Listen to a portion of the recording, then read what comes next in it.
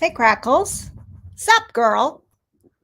Look what I have. Hey, girl. Look what I have. What's up, you guys? I'm actually early and I'm ready. Although I can't find the good cameras I had. I think after the last live, I packed them up and I put them someplace so that Piper couldn't get to them. It's okay. I'll tell you all about it. But I put it away so well so Piper couldn't get to it. But now I don't know where they are. I looked in all of the usual places. So now I have to look at the places that I wouldn't normally look. I don't know. See, I've been cleaning the house out too. So there's literally shit everywhere. And all I have is this hand now. I'm getting good at it. So yeah, Beth, it was a little bit more than what the surgeon thought it was. Yeah, because when I do things, I make sure I do it. I don't do it just like everybody else does, you know? So I fell. I fell in the backyard. I was spraying weeds. I wasn't doing anything crazy. I hit uneven ground with my foot, with my left foot, and then I tried to right myself and bring my right foot around, and I hit more uneven ground. And at that point, I knew I was going to eat it. So I was only a couple feet away from the cement steps in the back. I was holding the tank in one hand and the spray wand in the other hand, in this hand. Hi, Margot. I'm sorry, I have to look. I don't have my glasses on. So I literally like propelled forward, I guess, because I was walking, and I came down on my fist, on my knuckles, like on the edge of the step, and on my right knee was like the size of a cantaloupe. And I'm glad I did this instead of a tibial plateau fracture, which would have been a lot worse. I didn't think I broke it. I have an incredibly high pain tolerance, which sometimes does not work to my advantage. I thought I just popped a tendon. So I came in and I took a shower. And it didn't hurt that bad, but I knew there was something weird inside because I could feel crunching. And when it happened, I could like feel and hear a snap. And I thought it was the tendon, that boing with the rubber band. So the next day when I woke up, it was a little more swollen. And as day went on, it kept getting more swollen, more swollen. My knee was getting more swollen. I was like, oh, shit. Hey, Alice, what's up? And so I went to City MD, and the doctor looked at it and he said, you probably have a fracture. And I was like, no, I don't. I've never broken a bone in my life. Well, it was fractured, and I mean, I don't know that much about hand fractures. I know more about long bone fractures. So, of course, I needed to see a hand surgeon. So when I called the hand surgeon's office, I said, I have a confirmed fracture with an x-ray. Of course, I do everything either on a Friday or holiday weekend or holiday week. Hi, Karen Lara. And so when I called the hand surgeon's office, she's like, well, some of them are not here because of the holiday weekend and whatever. So she got me in a week later, and the hand surgeon was a little like, did you tell him you had a fracture? I said, of course I told him I had a fracture. She said, usually they try to get hand fractures right in. And then she couldn't get me into the OR until the week after that because she didn't have any block time. So that was yesterday. And when I went to her, she rewrapped it so that only my last two fingers were wrapped, like with a hard splint thing. So I had the use of like these fingers. A 1 hour surgery, it was supposed to be a 1 hour surgery, turned into a 3 hour surgery. And I have 3 pins because when she opened it up, I'm trying to use something. Say this is the metacarpal that broke. Generally, she said metacarpals break straight across, but because of the force that came down, and also it's a really weird metacarpal to break. The fourth metacarpal is generally protected by the other 2 fingers, so it's not common to break it and to have the kind of break that it was a spiral oblique fracture. So it's like if you took a stick and you turned it, and how a stick breaks with all those spiky ends. So when she opened it, apparently there were bone fragments in there that did not appear on the x-ray. So she had to position them back into, and I mean, it's not like it's not like a femur or a leg or an arm. These are tiny little bones. So she had to use special instruments to like push everything back into place like a puzzle, and then put pins through it. So now I have to go see her once a week because with orthopedic surgery, the longer the incision is open, the greater of a risk for infection. And she has to see it every week, unwrap it. And I think it's called a floating cast. Oh, we're getting a thunderstorm. There's cast under here, and there's hard cast up here, but they're 2 separate pieces to allow for swelling. And it did swell. I can feel it underneath. It's not shorter, Karen. It's just that I'm a hot mess. I can't do my hair. I can't do anything. So I was able to change my shirt, but I definitely want to have somebody in the house with me when I take a shower for the first time.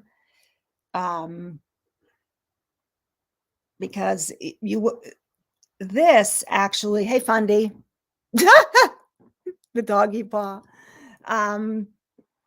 This throws your balance off. You don't realize how much you use your hands and your arms to walk and balance. This throws my balance off because, first of all, I have to hold it up. It has to be elevated. When the blood rushes down to it, it hurts.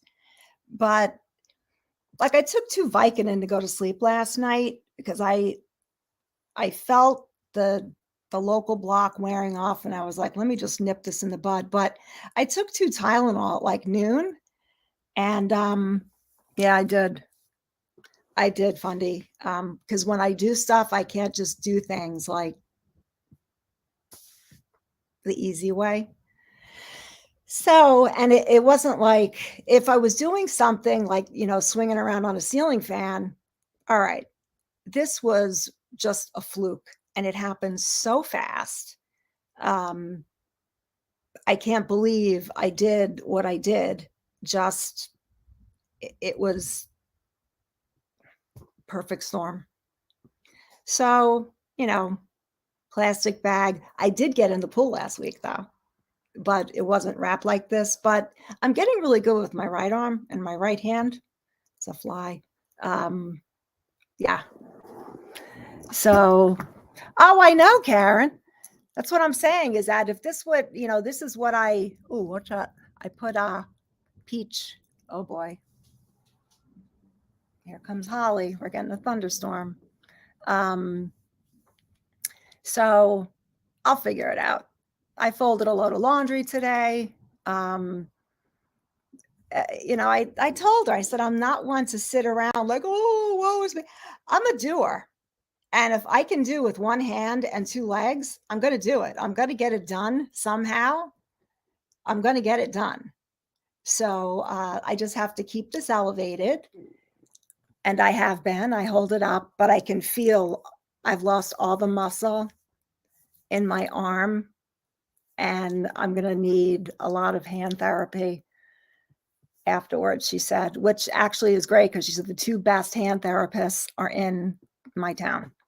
That's who she sends everybody to. So,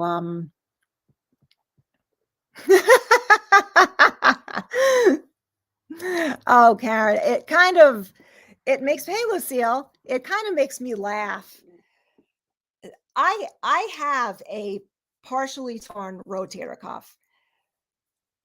Actually, it's more than partially torn. I think whatever it was, this is years ago. And, I wasn't throwing the 7th game of the World Series. So I didn't want surgery. I showed up at the orthopedic surgeon's office. I already went to the primary. I said, I want an MRI. So when I go there, he can look at it. I don't have to go and I can just get an injection so that I can do stuff again.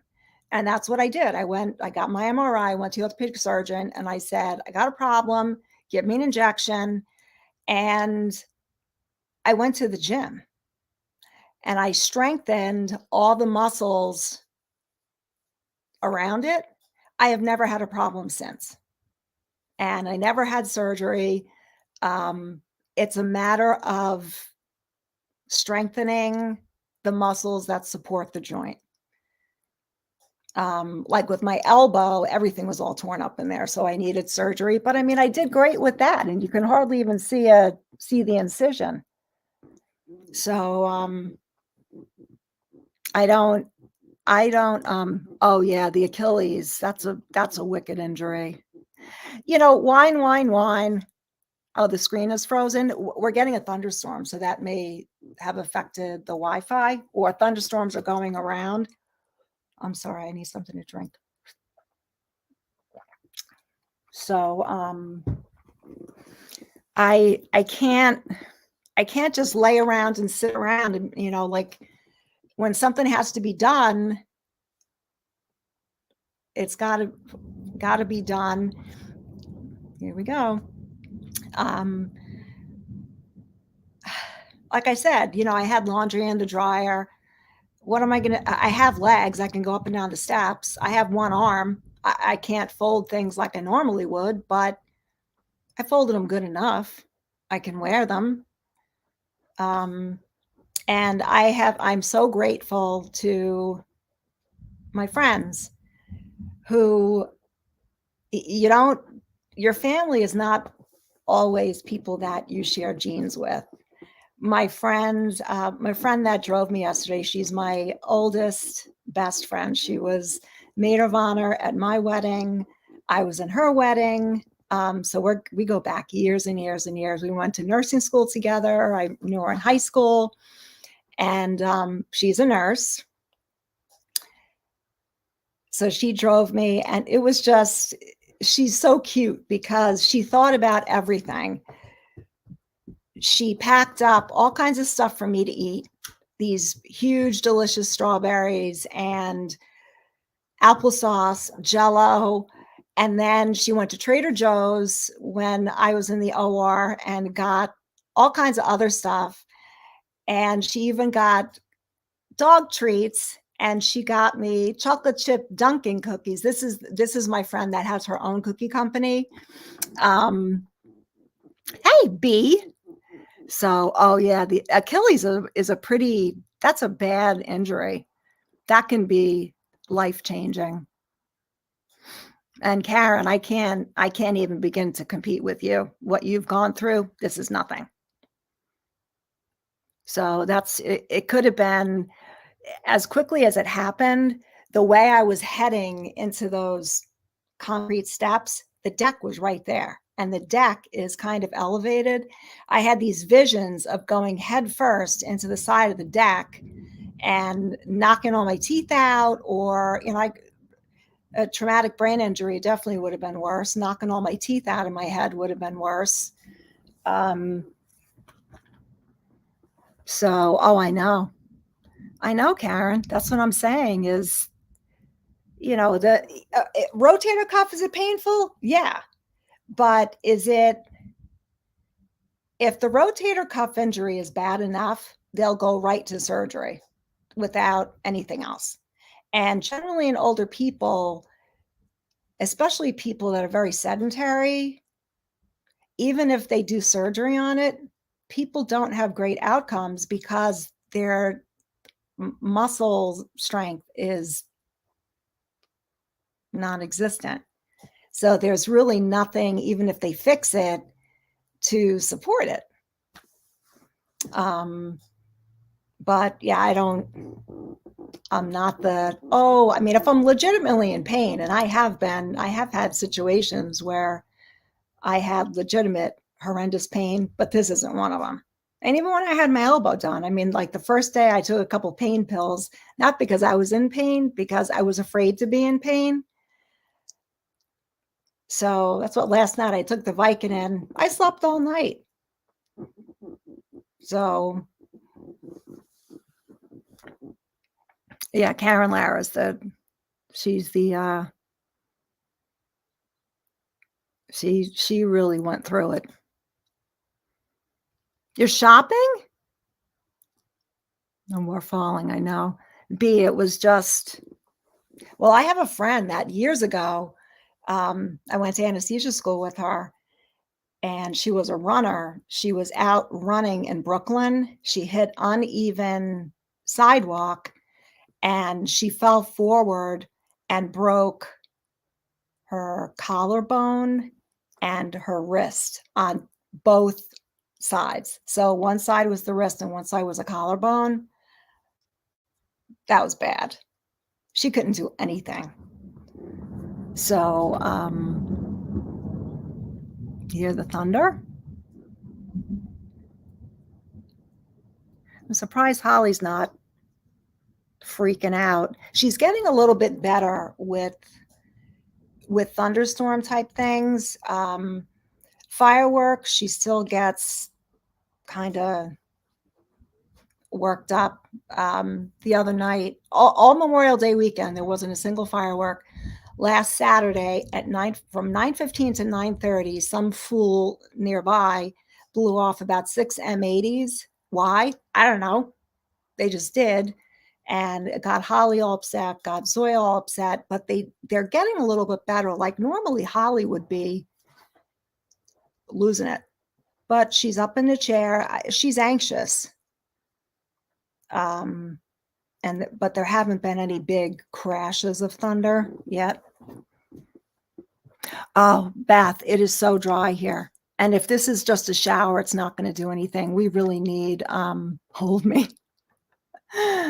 We need a good night or day of rain. It's really dry. And it was funny.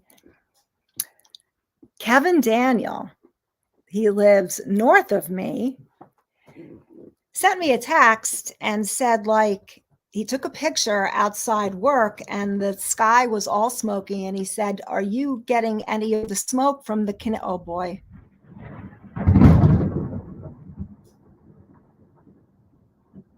Now Holly's going to she's up in the chair. She's okay. He said, "Are you getting any of the smoke from the wildfires?" And I'm thinking like, oh my God, there's wildfires in Connecticut. This is how completely unaware I am of what's going on. And I just left it because I thought, we've got nothing. It was overcast all day. And So I'm thinking there's wildfires in Connecticut, right? So my friend came over to check on me and she said, no, this is not, this is all the smoke from those Canadian wildfires. And I looked, you can actually smell it. So, yeah, 10 minutes of rain. Good to see you. Crackles, it's good to see you. Yeah, I thought this was going to pass us by, B, because I looked at the radar, but I guess whatever we get is better than nothing. Yeah, I like a good storm too, but I hate to see the dogs freaking out. So, yeah, but I did get into the pool before I did this. And because we had 2 days where it was like in the upper 80s and then it dropped 30 degrees. So it was in the 60s. It was crazy.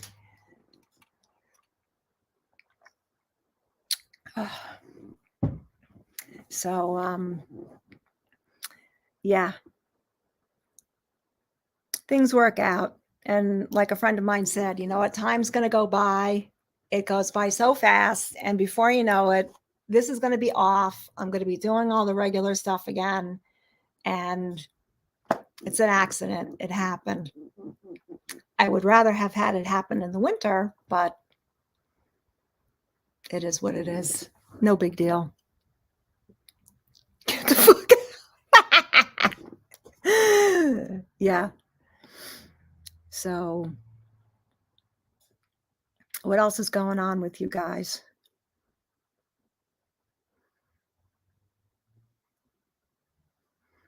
My Wi-Fi might be slow and freezing too because of this storm. You okay, Zoya? Are you okay? Piper is completely unaffected by any of it. We had a was it a thunderstorm in the middle of the night? Something happened. It had to have been a thunderstorm in the middle of the night. And Holly and Zoya were all pacing, doing their thing. And I didn't see Piper. I came out into the living room. Piper is on her back on the living room, on the couch in the living room with her feet up, fast asleep. She is unaffected by any of this noise. It's so funny. So funny. So I thought this would be a better time since my Wi-Fi gets wonky at 8. People are like, oh, bye, Karen. Thanks for stopping by. You be careful too. You feel better.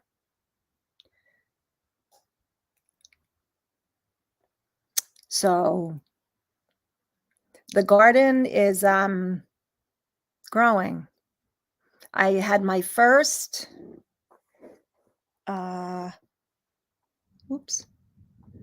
my first lily bloomed. I took a picture of it today. It's an Asiatic lily. I don't know if you can see it. There you go. It's a yellow one, first one of the season. So now these will start popping. I actually did a little video outside, but I didn't get to edit it and put it together. So it was actually when I was in the pool. So and my friend took a picture of, she's so funny with the pictures. The greatest invention ever was the cell phone with a camera for her, because she used to go around with a camera all the time. So as they're wheeling me out in a wheelchair, she's in the car, she takes a picture. First of all, I look like I weigh 250 pounds. And it's like the worst picture ever. And she texted it to me today. I was like, oh my God, just, can you delete that, please? It was terrible. Terrible. So yeah, in the garden, everything is growing. There are a couple things that I already know I have to move. A couple of the salvias I planted last year kind of got swallowed up in other things. So I'm going to have to move them. I'm going to leave them now, of course. But I was able to find lemon verbena at a local, they call it an herb farm. I'd never been there before. I'd never even heard of this place, which is really unusual because I kinda know all the good plant places around here, and I found out from the gardening group I belong to, they told me to go look. So I went there and I was driving down, and it's right down the road from the animal shelter that I used to volunteer at. So I'm expecting to just go into this little herb farm, right? The place was tremendous. Maybe they started out as a little herb farm and just kept expanding. They had everything there.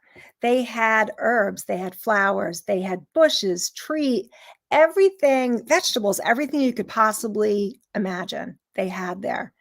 And, I got 1, 2, 3, I bought 6 lemon verbena plants. I gave 1 to my neighbor.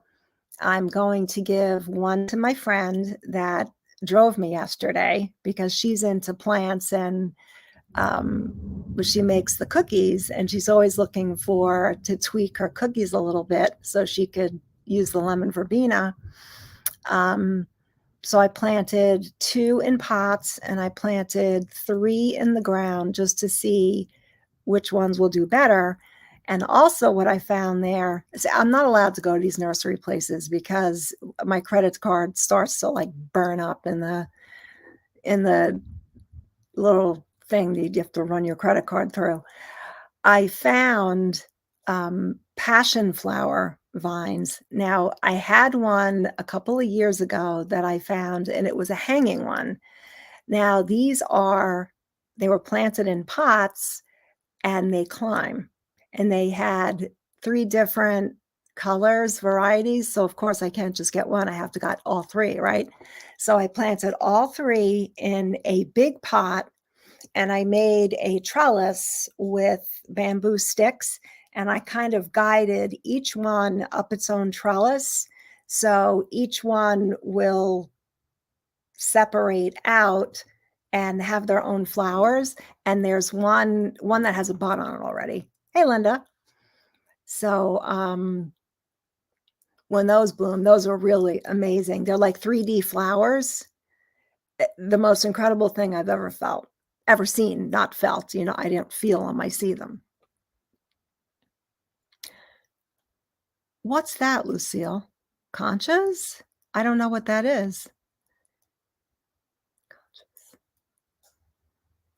Tell me what that is. I don't know what that is.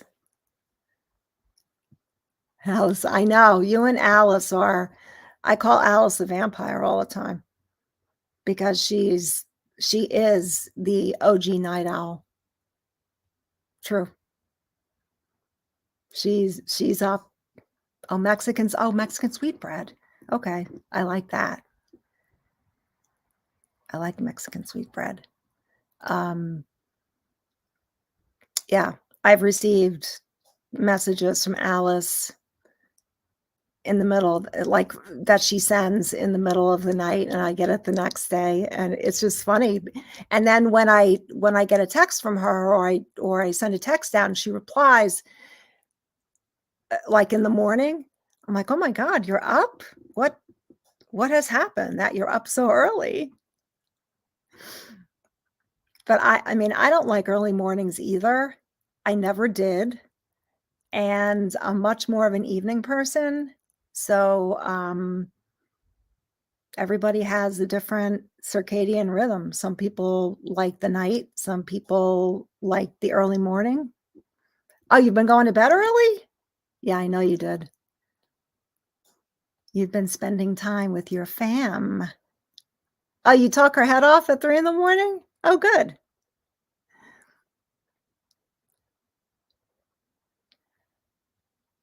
Rachel Ray? I don't see it. But see, then again, I know what Crackles looks like, so my face is blurry. It might be the Wi-Fi from the thunderstorm. Hey, girl. Hey, you gotta go? Okay.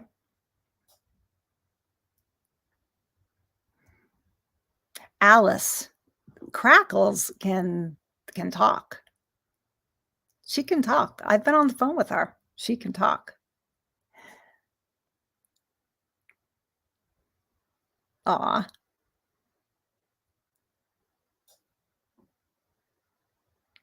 I can just imagine what the conversations are too between Crackles and Alice. "Time to call you now."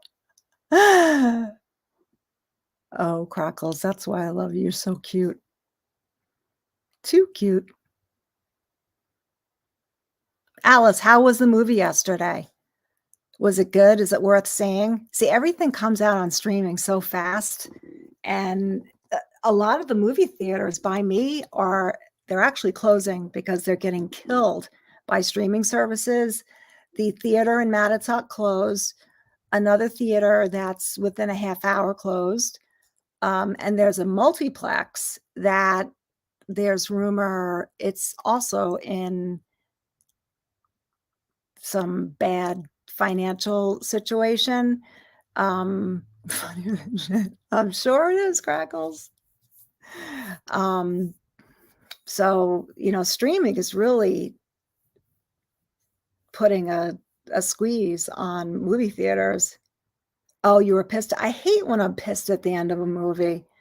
When they don't, it's either like, give me some closure, but don't piss me off, right? Like, don't piss me off at the end of a movie. I watched Top Gun Maverick, which was good, but seeing what's his face? Val Kilmer, man, that's heartbreaking. That's why, like, I can't complain about this because so many people have things that are so much worse. Like, what now? Christina Applegate was diagnosed with MS and Selma Hayek. Um, and like when I see Michael J. Fox, it's just, yeah, B, Mattituck. Yeah, girl. Mhm. Love it. Love Mattituck. You should come back and visit. We could go to the beach. Um, yeah, like, and I've actually kind of followed Val Kilmer on the internet, and where he's at now, man, he had some road to get where he is now. Um, so like this is, I'll be fine. And then I saw something recently. Alan Jackson has something. He said, I didn't look it up. I just saw an interview with him. He has some kind of, he said, progressive neuromuscular thing where he can't remember the lyrics and he can't play. And I met Alan Jackson. So that's like, holy shit. I actually, here's a good story. I dated a songwriter from Nashville. This is years and years ago. Pretty famous songwriter. And his partner was Alan Jackson's producer, and they owned a record studio. So I went down to Nashville to visit, and he said, he had to stop in at the studio quick to do something. He didn't know that Alan Jackson was there recording. So we walked into the studio. I'd never been in a record studio before. I didn't know even what it looked like. And I was just mesmerized by the board, the mixing board. I mean, it was so big. And the sound engineer, I was so interested in it. And so the guy I was dating, he said, "Oh, usually in the kitchen they bring in baked things, whatever, whatever." So I walked into the kitchen and there was a really tall man standing there. And he turned around with a box of donuts and he says, "Want a donut?" In that deep voice. And it was Alan Jackson. And I was like, "What?" he was recording it was after 9/11, and he was recording Where Were You When the World Stopped Turning? So they didn't want anybody there because it was like this top secret thing. Now, I was listening to him record it, sing it. I'd never heard it before, and I guess maybe I wasn't I don't know, like, really paying I was so starstruck with the whole thing, and, oh, he's that's what he has? Wow, okay. So, I guess it was the CMT it was one of the country music awards, or the CMT awards, or the ACM, whatever it was, and, at that time after 9/11, everybody was they were sad and everybody was bonding together as a nation and this and that. So at the award is when he debuted this song, and I'm sitting home and I went, "Holy shit, that's the song he recorded when I was at the recording studio listening to him." And, it was really cool. He was a really nice guy, um, and I was there long enough to see how they record and play back and edit. It was very, very interesting, but I never expected to walk in and to an Alan Jackson recording session. So that was pretty cool. Um, you get kicked out.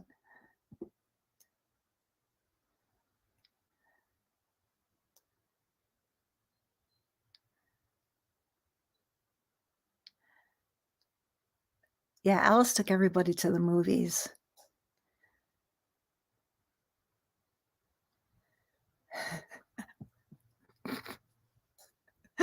Alice, crackles would get you in trouble, and she would have, like, not even a second thought about it. Guardians of the Galaxy? I never watched any of them. There's so many things to watch that you could literally be awake 24 hours a day, 365 days a year, and still not be able to watch everything. So I watched Top Gun: Maverick, and then I watched House of Gucci. Now,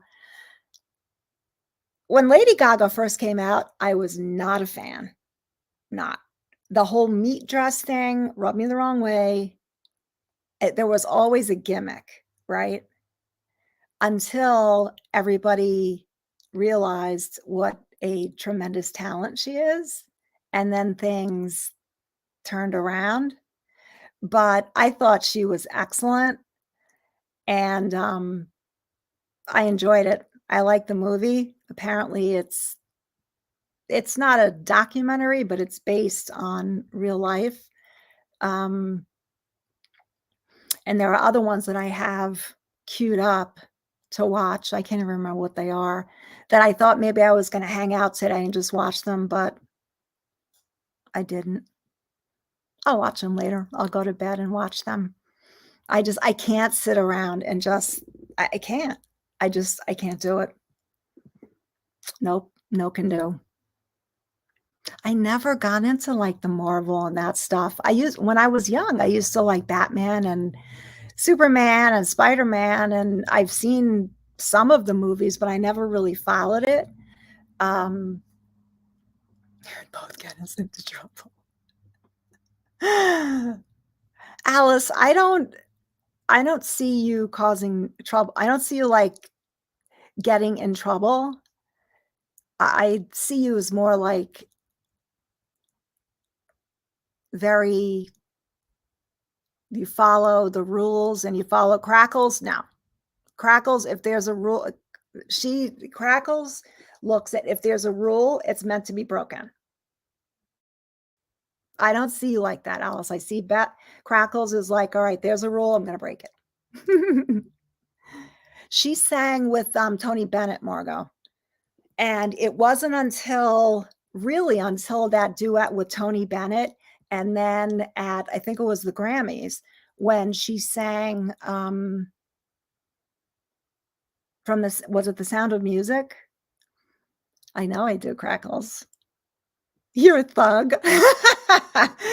Um, where people went like and that was when I first opened my eyes like, "Wow, maybe this sh it's not just a gimmick." And she really is amazingly talented. She really is. So, she converted me, and, Alice is an instigator. Alice, you'll instigate stuff and then, like, step back and let Crackles take the rest, and you'll be like, "I didn't do anything. She did it. It wasn't me." Even better. Yeah. I'm trying to think the other movies that I had queued up to watch. I don't know. I don't know. I took 2 Vicodin last night, and I don't, like, I it doesn't last long. It's only a 4 to 6 hour thing, but I do feel like my memory was affected today by it. I don't know, but, um, mom is good.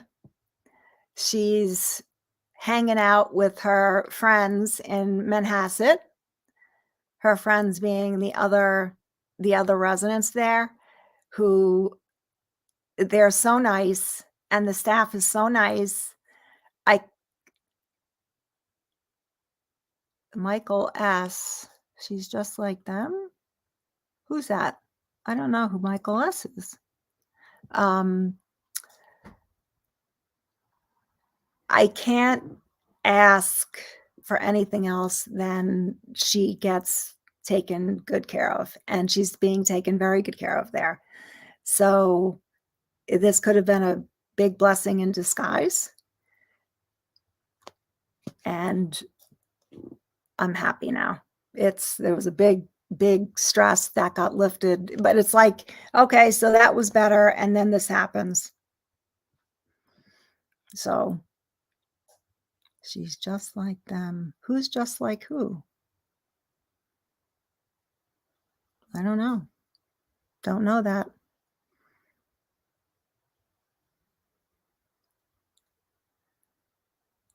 Glenda and Laura will tell you that Alice is a thug.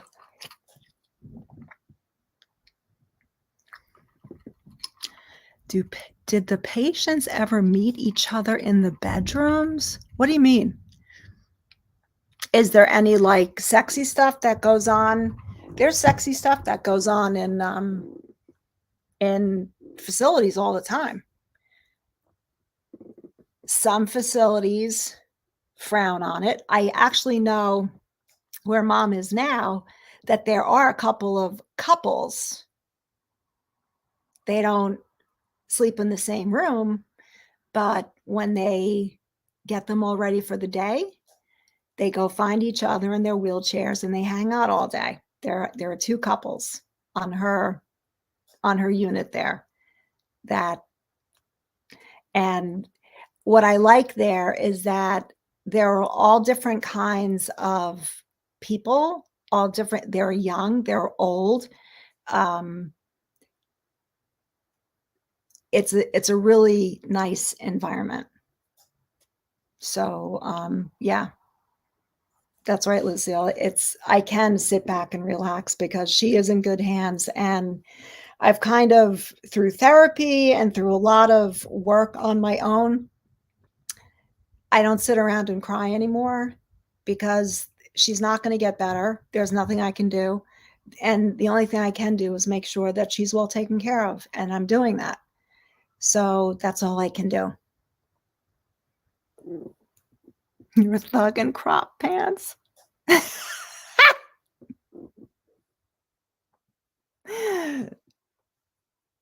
So, nobody would suspect you, Alice. That's yeah.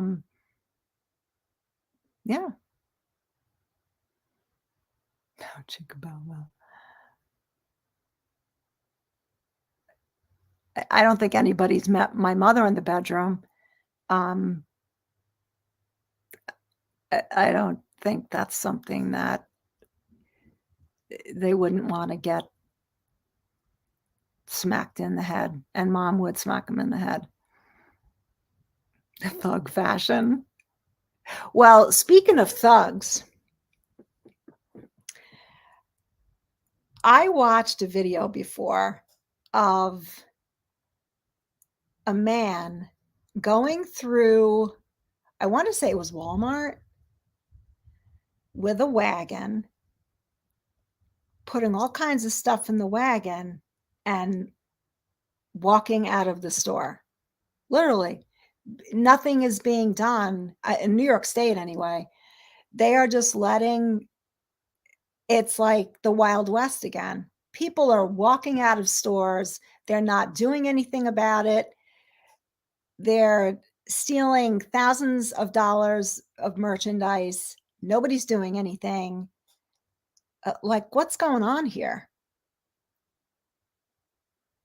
What's happening?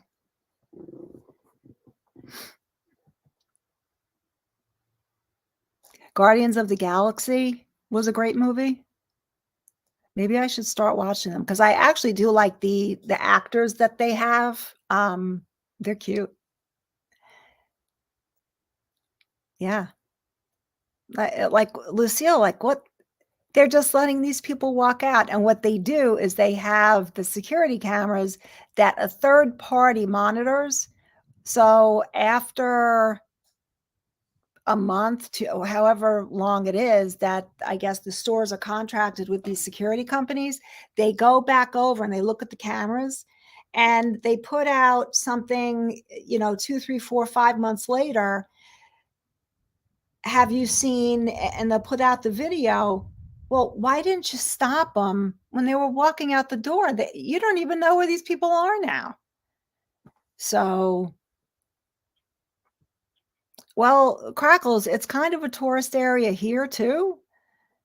I mean, it didn't happen out here, but it has happened in the outlet mall in town.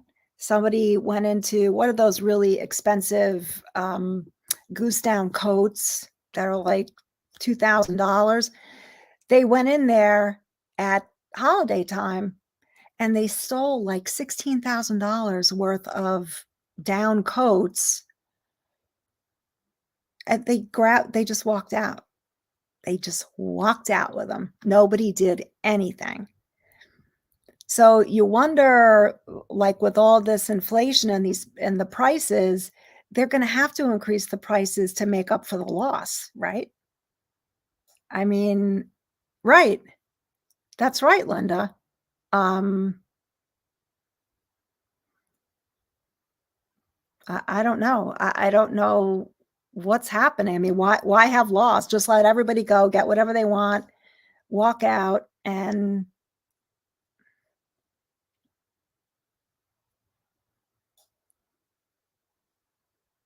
I don't go to the store that much. And with this, it's like Amazon is a godsend. I needed some Tylenol. I ordered it from Amazon. It came today. Um,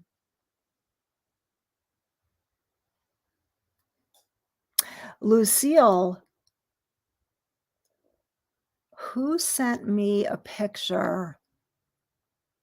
And where was it from? Chicago? Could have been from Chicago, where it was, I don't remember which store, if it was like a CVS or a Walgreens or a Walmart.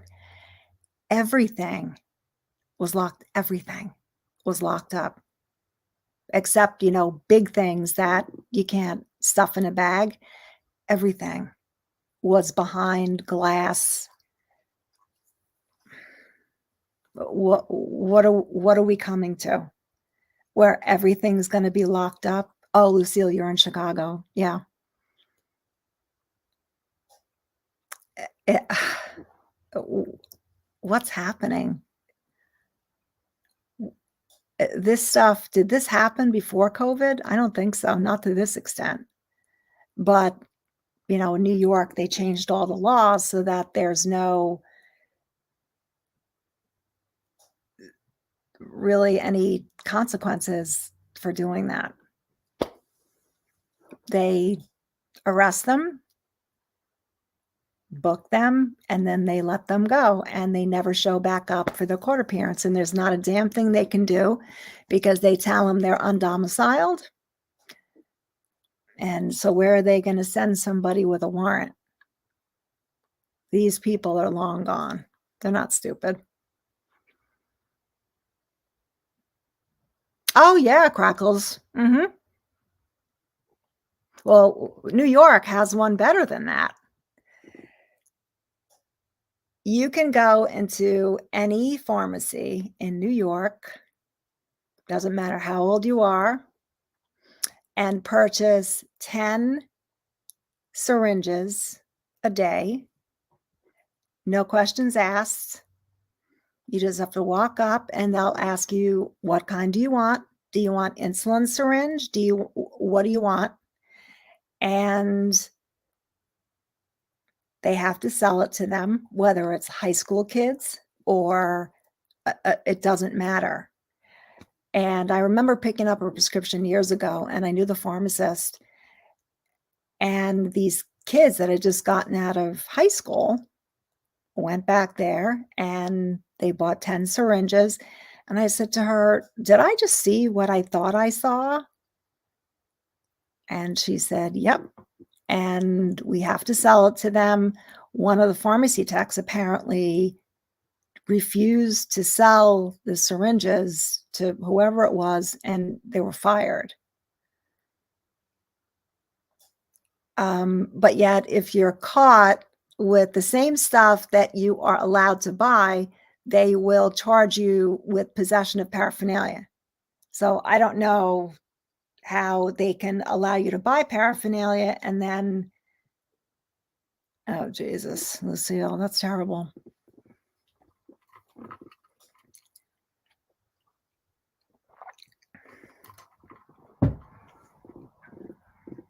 I don't know. I don't know what's going to happen. And one part of me thinks that this is the worst that the country's ever been. Then there's another part of me that if you look back through history, there have always been times of great upheaval. The 60s, the 70s, wartime.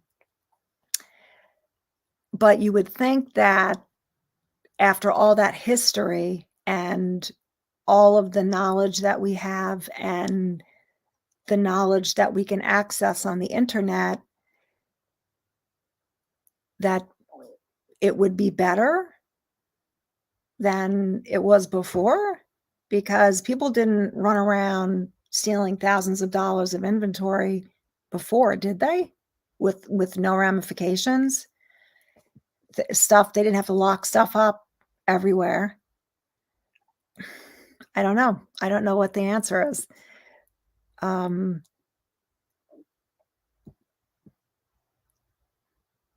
Even friends that are retired cops, and they don't even know what to say.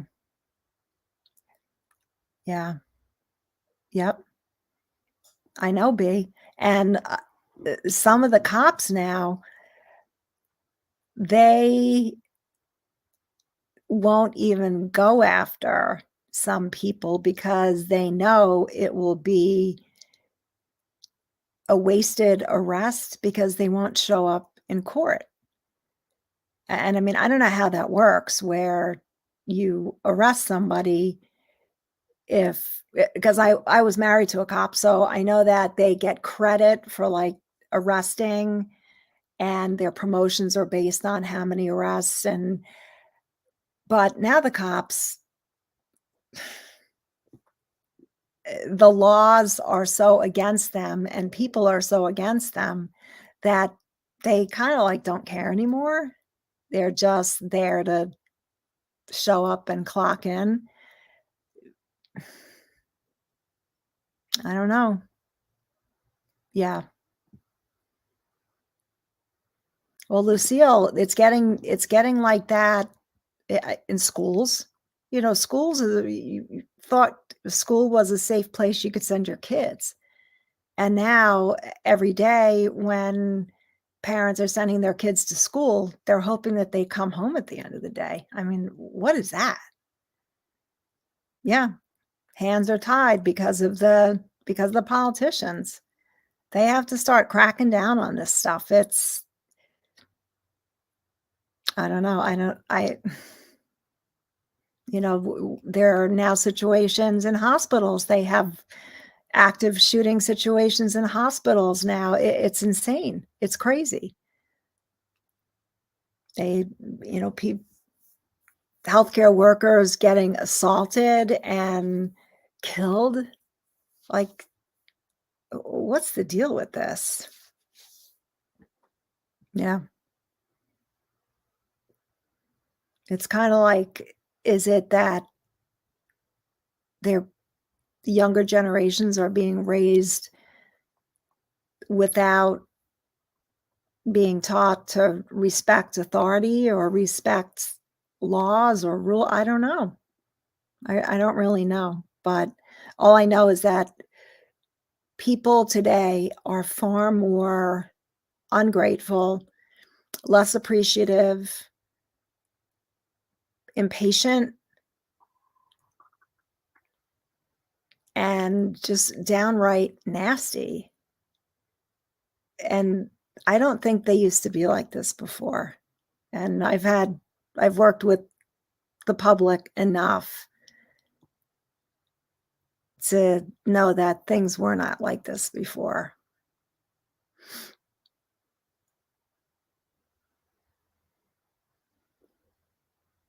I know something's frozen because the comments will stop and then they'll go. So I'm just waiting for more comments to load and come on, make some comments. Come on, people, make some comments.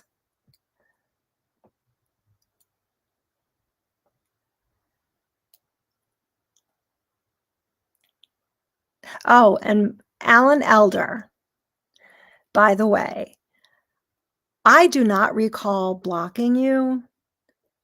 I'm gonna go back and look, but I don't recall blocking you. And if I did, it was erroneous. Um, so I will go back and look at that. I know. I know, Lucille. I mean, in healthcare, people are walking away and not looking back. Um, when I had my surgery yesterday, it was interesting. I knew the anesthesiologist, I knew the nurse anesthetist, and a nurse anesthetist that I went to school with that worked there retired a couple years ago. In the literally like in the midst of COVID, she was done.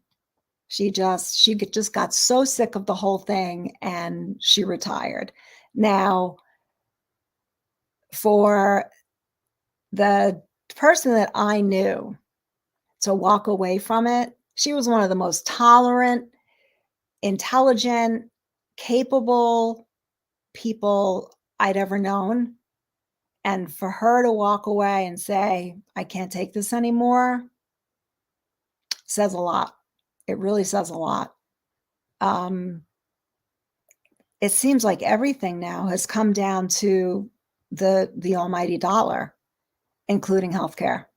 And there have been so many things that have happened that a lot of people don't know about unless you're either in the industry or live close to where the things have happened. The one thing that happened that has put a really, really bad taste in the mouths of a lot of people is in Minnesota. Everybody knows, oh, Mayo Clinic is rated the best in the world or the best in the country or whatever it is. Okay. There are staff there that will say otherwise, but I guess they have, now Mayo is a big system in Minnesota. And there was a bill presented for safe staffing ratios, which passed through the Senate, I guess, easily. They all voted in favor for it, and it ended up on the desk of the governor of Minnesota. Apparently, Mayo Clinic was investing, I think it was $1.2 billion to build this like healthcare city with the newest technology available. And they told the governor, if you sign that safe staffing bill, we're going to pull all our money out and we're going to go build in Florida. And everybody was waiting to see what the governor was going to do. So what did he do? Listen to this one.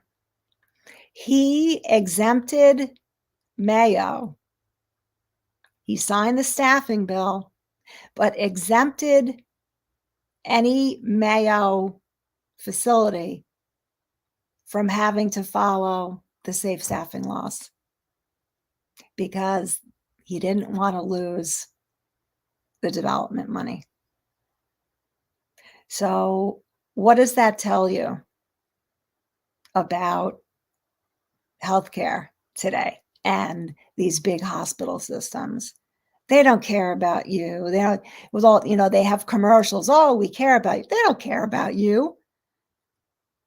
They only care about money. After they got all this COVID money, I mean, you should see the buildings that are going up, being built by, well, what is considered to be the biggest healthcare corporation in New York State anyway. And I think they've expanded in other states. But these big, huge medical buildings with mirrored windows, and that money was supposed to go toward PPE for staff, for more staff to take care of patients. It didn't. They privately invested money so that they could expand and make more money. So you want to say like everything's going to shit, but does this happen in history where there is upheaval at certain times and things come out on the other end okay? I don't know.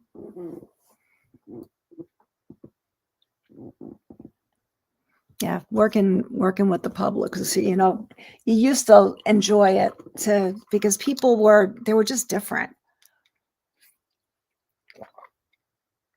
If you're not going to talk to me, I'm going to wrap this up and go swing my arm around.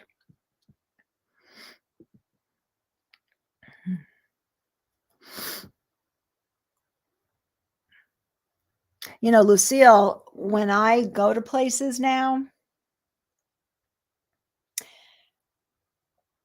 one of the first things I do is locate the exits in case there's an emergency.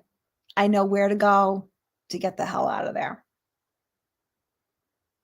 That's a pretty sad testimony to what's going on out there.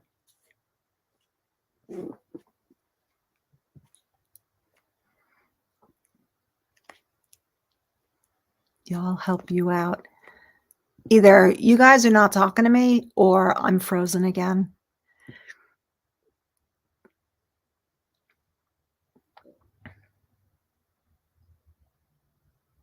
Help me out, people.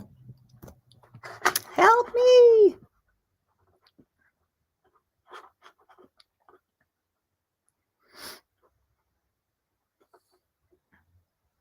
Oh, hi, Catherine. Yeah, you talk about your escape routes.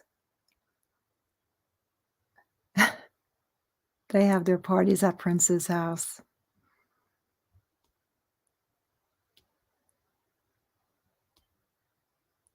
Good.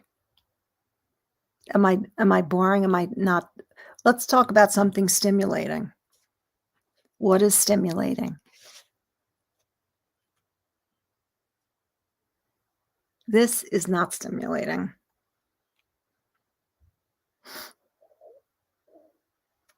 I'm trying to think of stimulating conversation. You see, and nothing's happened really in my life except,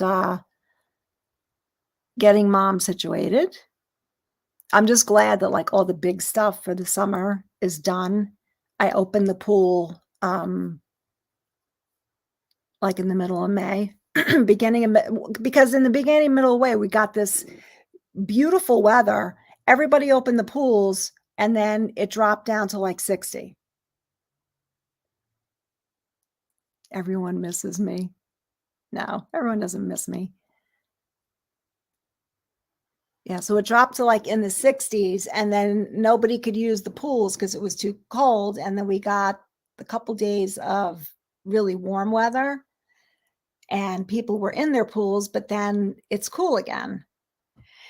So, but it'll start warming up now, but I truly can't believe that this is the smoke from these Canadian fires.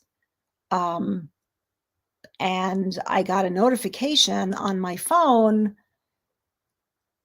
to close windows and doors because of the smoke, because you can smell it. So I did, and, but my friend was saying there's, like, millions of acres were burned. I don't know, I've been see, I don't watch the news anymore, so I don't have any idea really what's going on.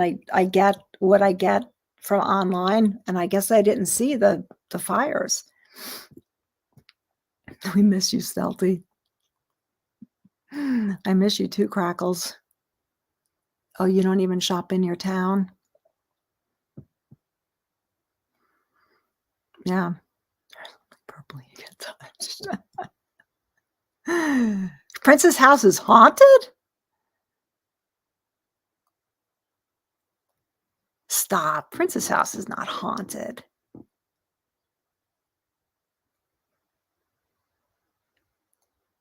Wow. I know. It's like everybody's going crazy.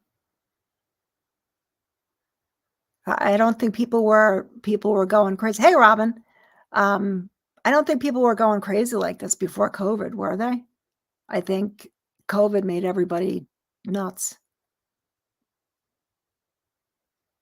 Oh, Lucille, I'm always glad to see you too. I have to do these more, and, I was trying to figure out how to do it and go around the garden, but I guess I have to use my phone to do that, like, for a live. I don't even know if I can do that, but, I'm always curious about what people are like in different places because, you always hear in New York, everybody's rude and, um, so I like to hear from people, like, what's going on in the rest of the country to see if it's the same or it's better or worse, but it seems to kind of be the same thing everywhere now. People being crazy and I don't know. I know now I have time to do more lives. Yeah. And I'm a little more and I'm not see the reason that before I couldn't really do the lives is because I literally could not start talking about anything without crying because I was under so much stress with my mother that, even if it was a conversation about, nothing to do with my mother, I would start crying. So, I kind of isolated myself from people because I felt like an idiot. And despite, I'm on 2 antidepressants, and despite all that, I still could not I would like my neighbor's son, he comes over and he mows her lawn, um, and he'll usually come over and talk to me, and as soon as he started walking toward me, I just started crying, and I mean, he knows what's going on, so it wasn't a personal thing, but I literally could not even be around anybody without crying. It was nuts, and I am not that's not me. That really is not me. It was just I was under so much stress and so much pressure. Um, but now it's it's better. I knew I was in a bad place, so I started I started seeing a therapist pretty intensely who it really did help a lot.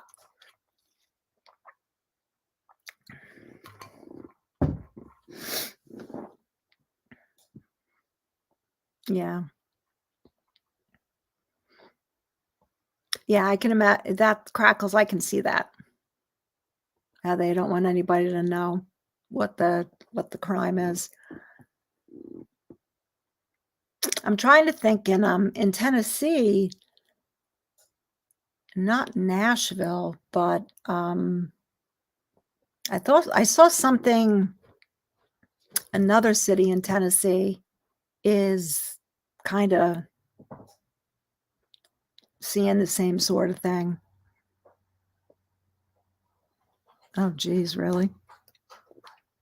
I know, Lucille. I think Chicago's it's been in the news quite a bit for the crime. It's a shame too because Chicago is really a nice city. And it's the same, same with New York. New York is a great city, but they're destroying it. It's being destroyed. It's so sad. I used to love living there. I wouldn't live there now. Mm-mm. I don't think so. I don't know. Is there anything positive happening? You tell me, Michael. Um, you kind of have, I think in this day and age, you kind of have to make your own positivity instead of thinking that something positive is going to happen. Black man nightmare, but the barbecue was good. Oh my gosh.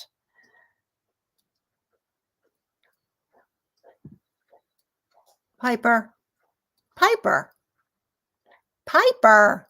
She's like chewing on her leg. Oh, that's good, Lucille. That's positive. Let's see what's positive with the dogs. They're all hanging out. They actually, I think they all suspect that there's something weird because this is bigger than the other one I had. And even Piper, she's kind of not bugging the shit out of me. So that's good. Although last night she was all like up in my grill in bed, like, love me, rub me, hug me. Like, I can't. I have to keep this. So she cooled out, but she in bed, she has to be squished up next to me. Always has to be touching me. So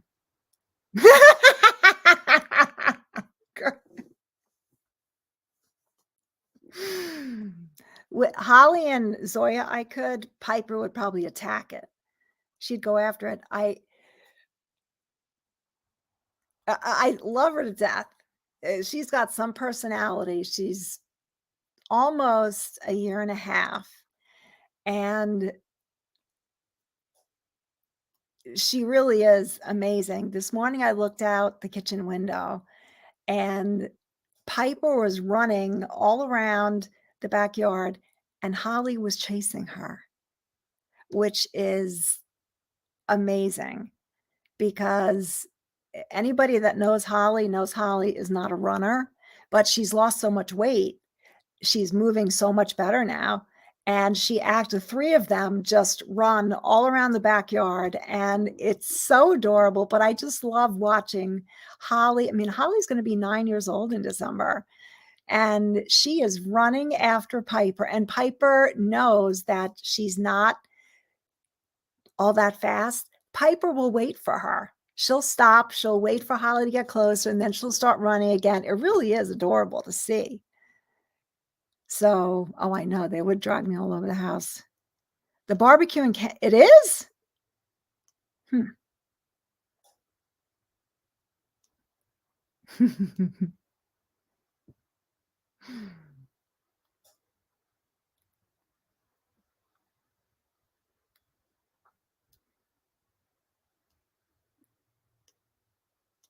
Yeah, who would know that Kansas City has such great barbecue? Wow. Bye, Robin.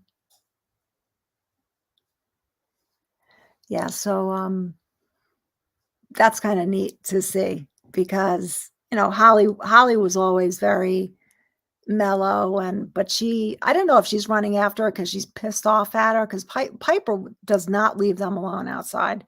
They'll lay down for a little while, and then Piper is up and she wants she wants action, she wants to play. Um, couldn't put your F they couldn't put your F Oh, no, she couldn't. Before with the other one, after I saw her, I had my middle finger out. I didn't have much movement with it though. Um, I could probably put some kind of like phony finger up there. Um, yeah, that would have been cool, right? Anybody that pisses me off, I'd just be like, "Hey, fuck off." Airbnb was in the ghetto. Oh my God, crackles. I mean, there are parts of Atlanta that are rough, but there are parts of Atlanta, like Buckhead is beautiful. Why can't you just go to Buckhead? Don't go to an Airbnb in the ghetto. Oh, Kansas City is known for its barbecue? Why did I not know that? Or did I know it and I just kind of put it out of my head? I've been looking at um, taking a trip to Utah to go to Zion and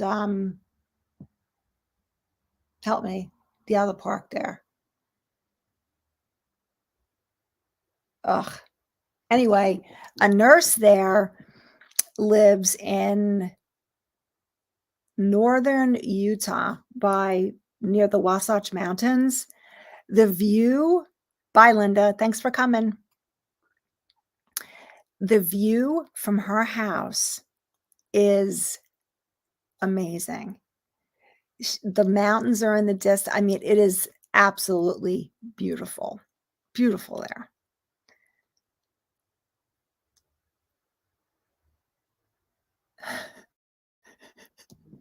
Oh my God. Well, crackles, when you gotta pee, you gotta pee. The homeless man, they pee on the sidewalk all the time, so it's no big deal. I know, B, you're just being silly, but it would be funny, right? Peeing in the dark by it, you're so funny. Graffiti. The homeless man could have woken up and you don't have to like shoot the guy. You're just trying to pee.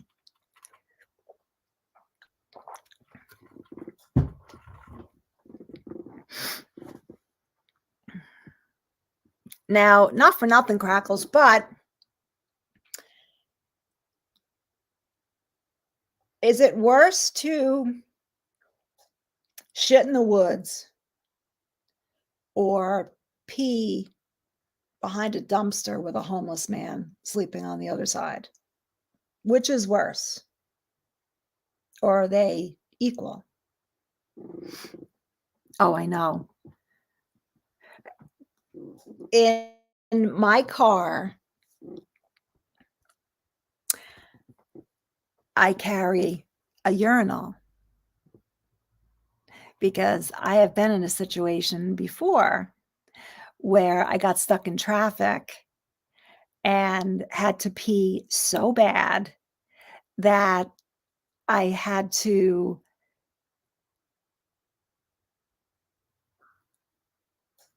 create a receptacle out of a water bottle to pee in the car because I couldn't hold it anymore. And after that,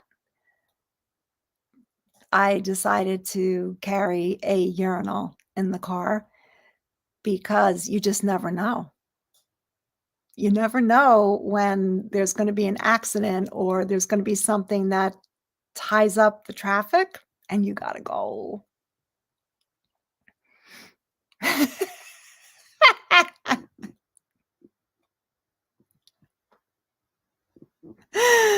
Oh my gosh.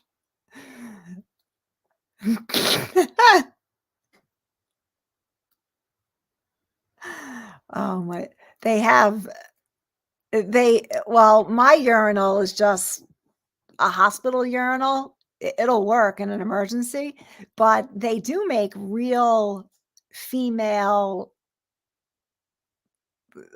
devices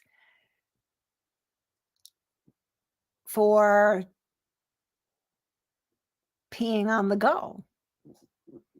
I don't have one of those. I will just go in the urinal if I had to, but, I've been there. I've been there, Crackles. So, you gotta go, especially when you get older. I'm finding I do not have the ability to hold it like I used to. Is that normal? And I didn't have kids, and sometimes it hits, and I'm like, "Oh my god, I gotta get to a bathroom now." That never happened to me before, and it's almost like, "Oh, there it is. Gotta go. Gotta go to the bathroom."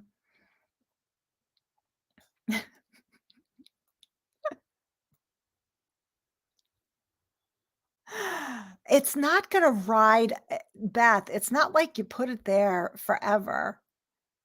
Oh, wait, pee all over myself. Oh my gosh. If it rides up, you don't put it there forever, you just use it to pee and then it's over. You don't have to get all up in there.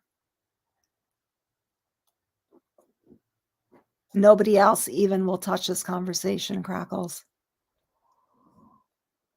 No one.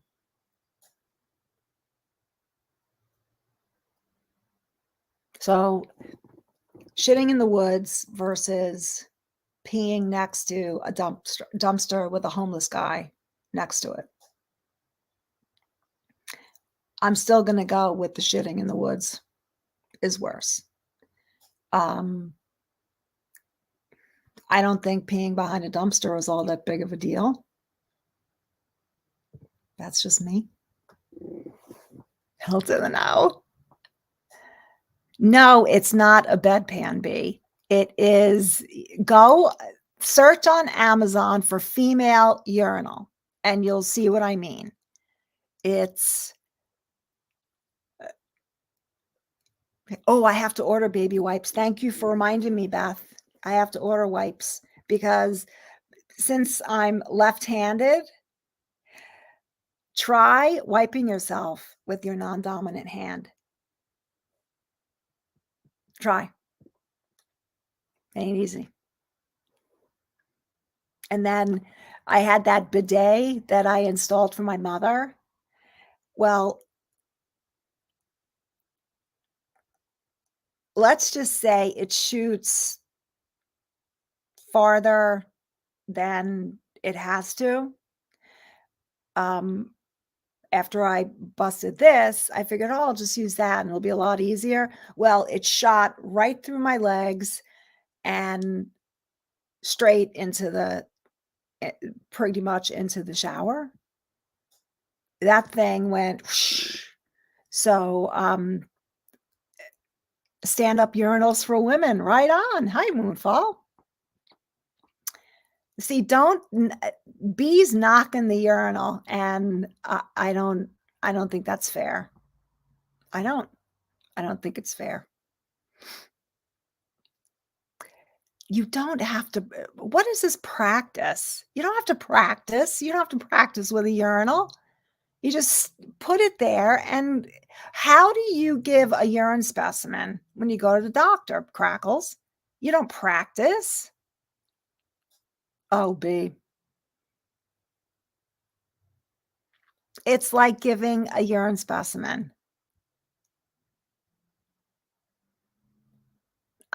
Well, I'm left-handed, Moonfall, so my right hand is inferior, and you don't get the same wipe with your non-dominant hand. You just don't.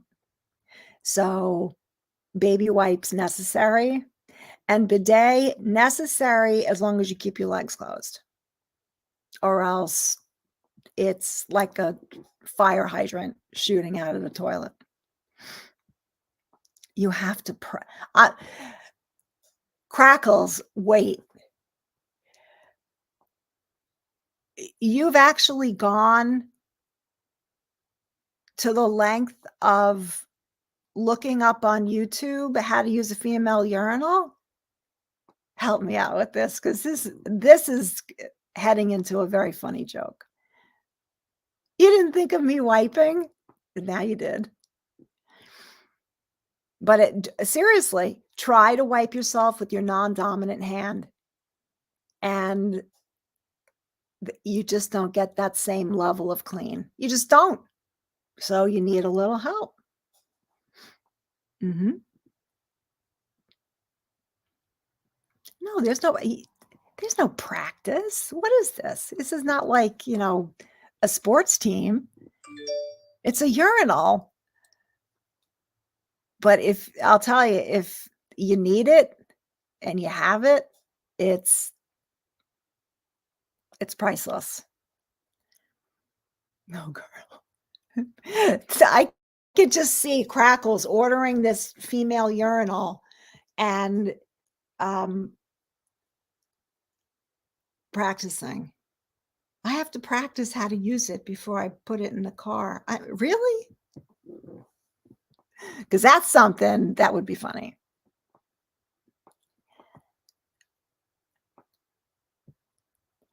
Listen, Lucille, you know what? Everybody pees. Everybody poops. Everybody farts. Everybody burps. This is all, and it's like daily things. So, or maybe just because I'm a nurse, it doesn't affect me. I don't know. I don't know. You don't wanna miss how are you co Beth, it's not like you're not peeing into something that's this big. It's like it's big. It's bigger than a soda can opening, and you just the same concept as giving a urine specimen in the doctor's office, right? You're not gonna mess your car up. And if you were concerned about messing your car up, what you could do is get a disposable underpad, fold it, roll it up, stick it inside the urinal so that if you ever need to use it, you can put the pad down so that you don't mess your car up, right? Yeah.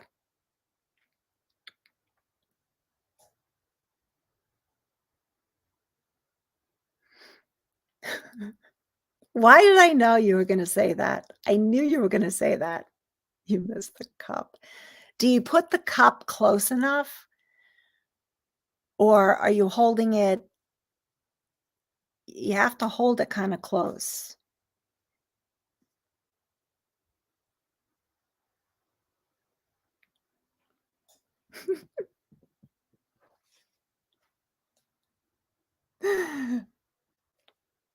Oh, you don't hold it that far away for the stream to go. You have to hold it up close.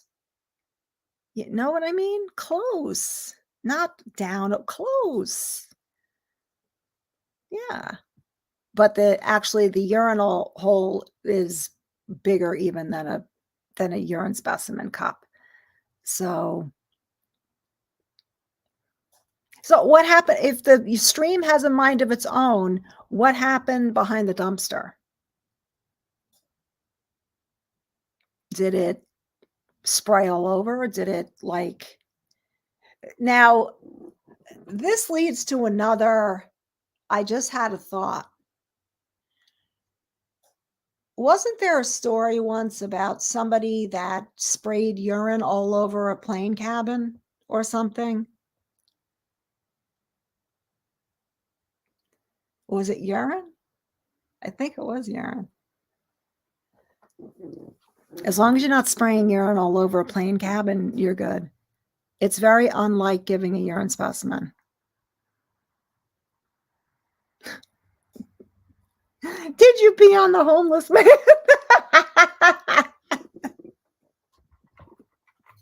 Well, she's claiming that she has a wild stream. You never know. Lucille, you never know.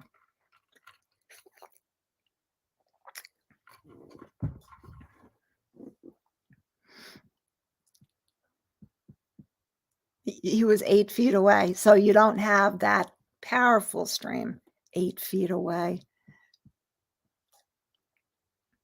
You're so funny.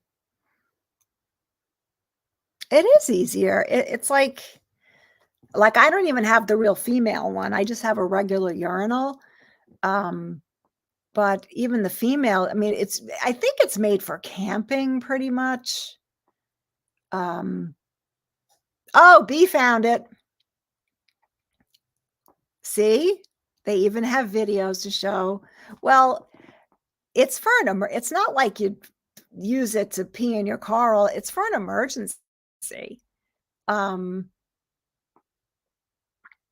like if you get stuck and you gotta go, whatever, but you don't it's not like you take it. "No, I'm gonna go pee in my car today." But I do think campers use it a lot. Um, there's no missing. Oh, the Crackles will find a way to miss. And she'll say it doesn't work, and then she'll return it. My urinal didn't work. Amazon, I want a refund. No, you can keep it. You can squat, Beth, if you want. You can squat. It just makes it easier so you're not peeing all over your legs. I know the conversations end up like really going downhill.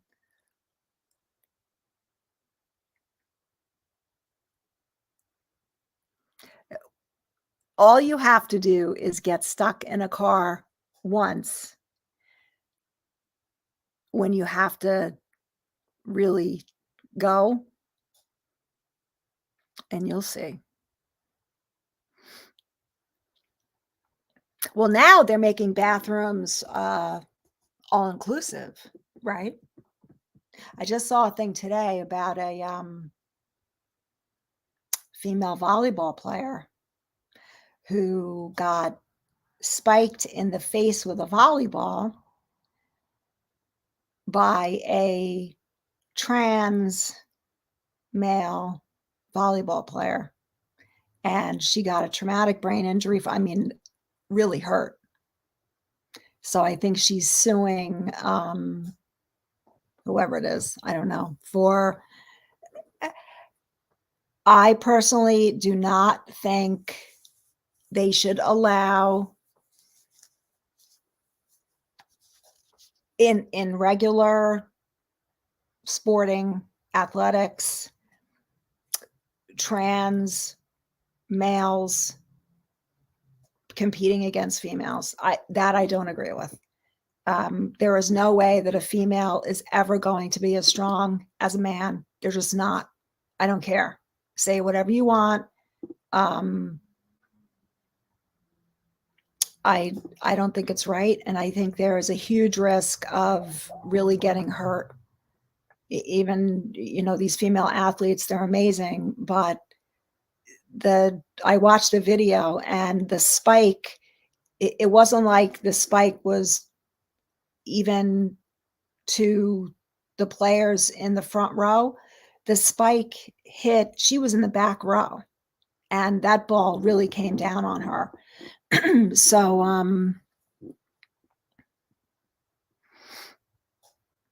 I don't, I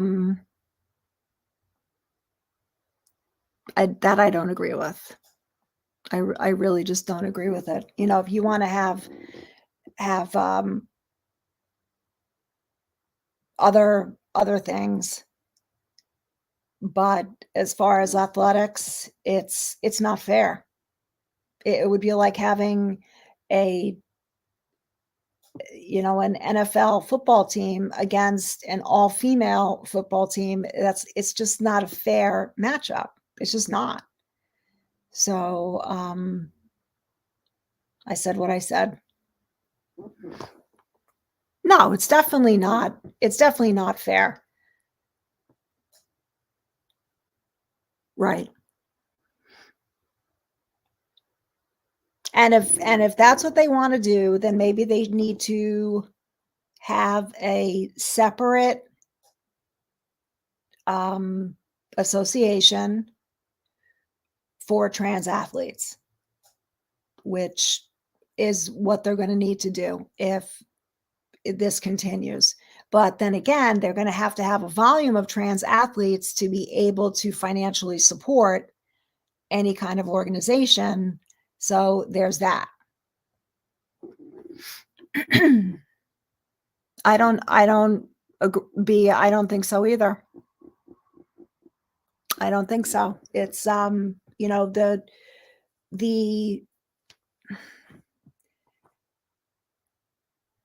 the difference in, you can have a woman that's 6 feet tall and a man that's 6 feet tall. They will never, ever be the same strength. They just won't. Men and women are built differently. It's the way it is. It's human evolution. It's the two birth sexes. They're never going to be the same. And even if a see, I don't even know if I'm using the words correctly. I guess a trans, I don't even know if I'm using the words correct, but anyway, a biological male, even if they take hormones and do whatever on the way to becoming trans, they're still going to retain the body that they were born with and that biological form. And muscles have memory. So, and especially if you're already an athletic male, you've already got an advantage over a female. And I don't know, because this all started with the swimmer, right? And I don't know how a trans swimmer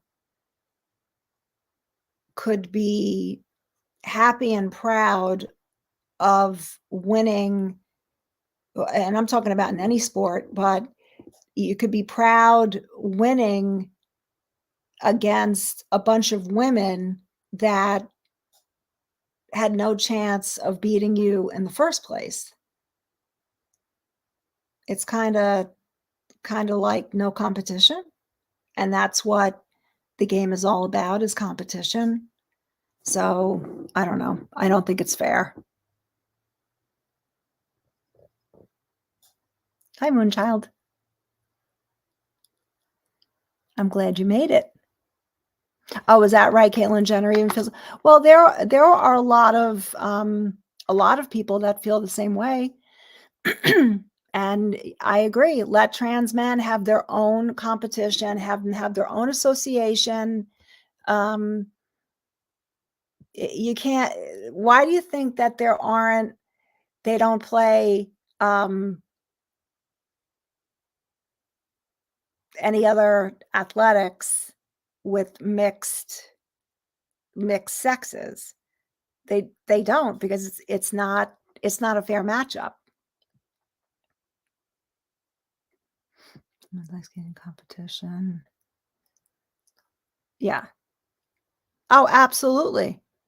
A male figure skater, they are way more strong than a female because those female figure skater well, even the males now, because I've actually done a little reading about figure skating because I used to love it. But with all the eating disorders and everything that came out, like, Greasy Gold, and then there was I think there was a Russian figure skater that dropped out because they were essentially forcing her into anorexia. She was 17 before she got her period. I mean, it like borders on abusive for these kids.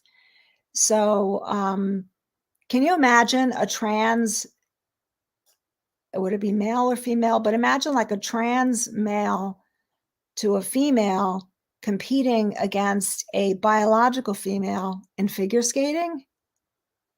Really? Of course. I mean, men are there, they've already got the quad jumps, and I think there is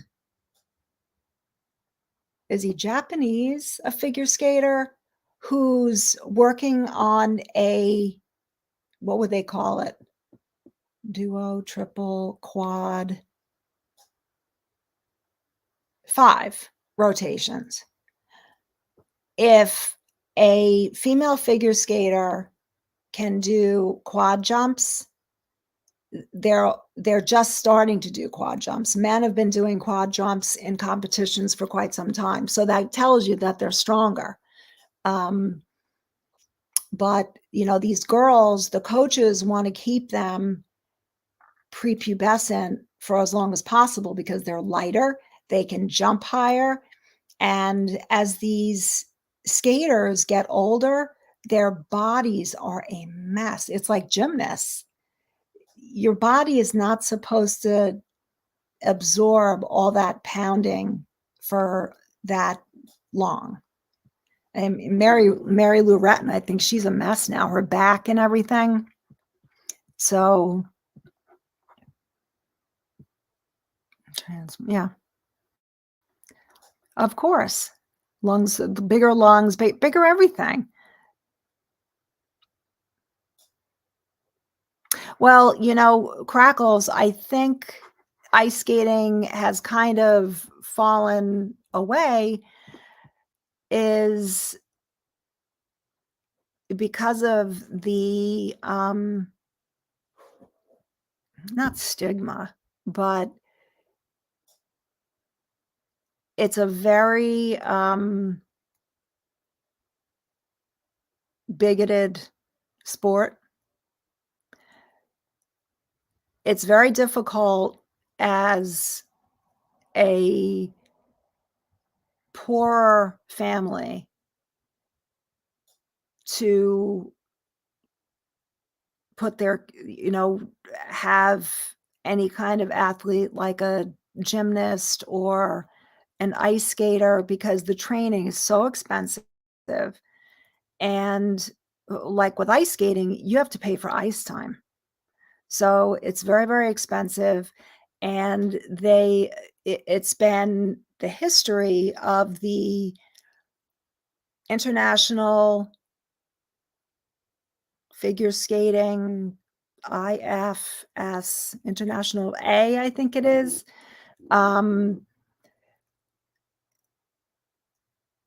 They want people, pretty people, to advertise the figure skating, and that's why Tanya Harding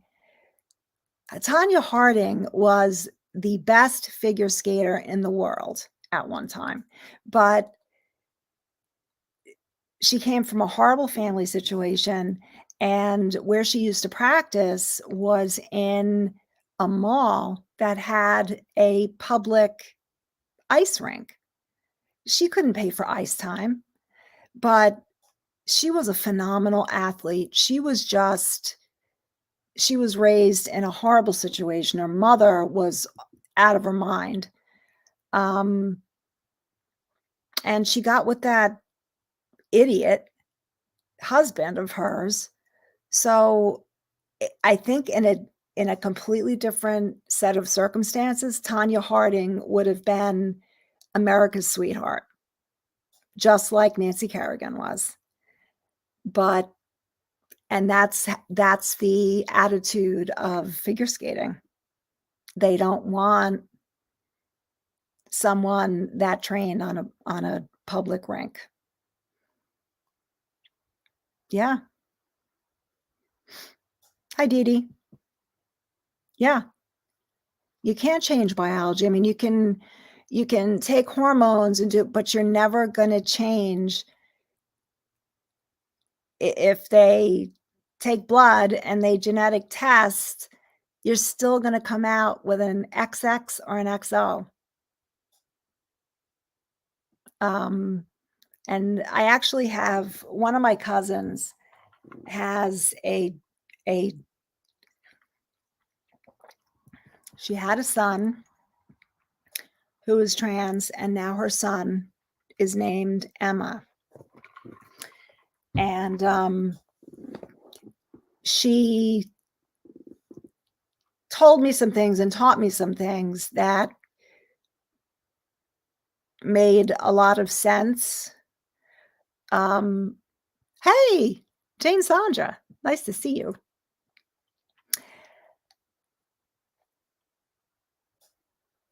I I'm very torn about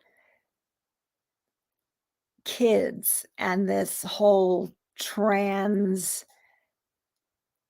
thing that's going on. Um, and there's a lot of debate about how old someone should be before they are able to have surgery to change their gender. This is a relatively new thing. And now there are a significant number of people who wish they had not gone all the way with surgery, but they can't go back. So once you have the surgery, there is no going back. So you better be damn sure that this is how you want to live the rest of your life. And when you're 15, 14, 16 years old, you don't know how you want to live the rest of your life. So to completely surgically change at such a young age, I'm not, I don't align with that. I just, if you have a kid that thinks they're trans and they want to explore that, fine. But these parents that are all in and they're, putting their kids to have transition surgery, I don't buy into that. I've seen too many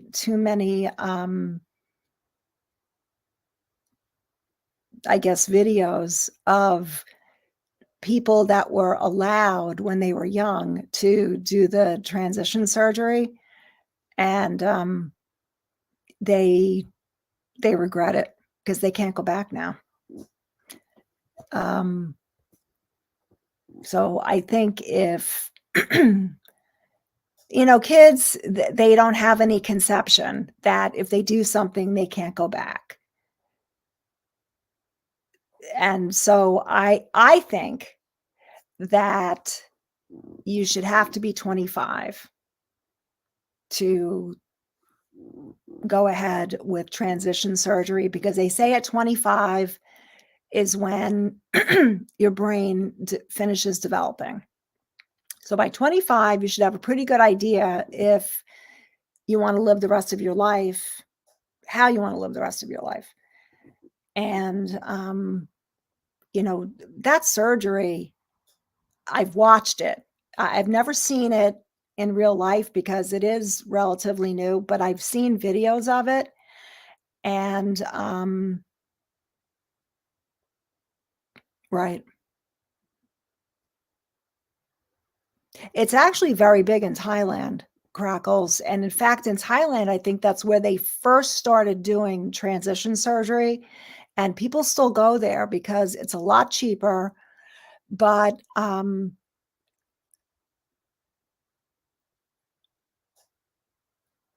if you have the stomach for it, check it out.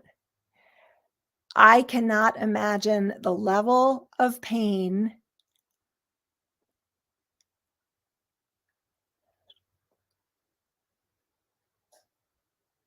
Right. I get you, B.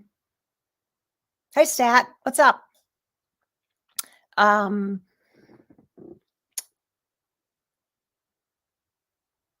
it's almost like mutilation, the surgery.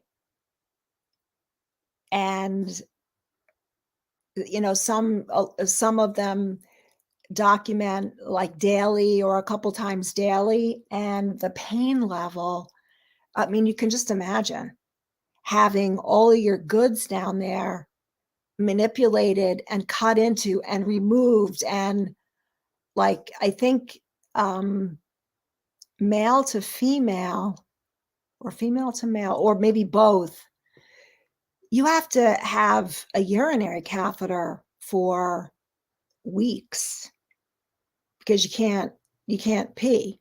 Now, okay, fine. But what do you do when you have to poop? That's they can't even like sit down. So, I don't know. Yeah, I was a tomboy when I was a kid. I climbed trees and um well, yeah, crackles. What happens when you get an infection? When they do the surgery in Thailand, they make them stay at, I think Thailand actually has its own like centers where they do it. And it's almost kind of like one of these residence in places where you can stay and family can stay there with you. And then I guess nurses come in and they'll check out your dressings and things like that. And they stay for a couple of weeks, I think, afterward. But man, they are in excruciating pain. Rightfully so. I mean, not with top surgery. Top surgery, it's a mastectomy. It's not, it's still surgery, but it's nothing. Like you have so many nerve endings in your genitalia that I honestly can't even imagine having it all done up down there. It has to be so friggin' painful. Mhm.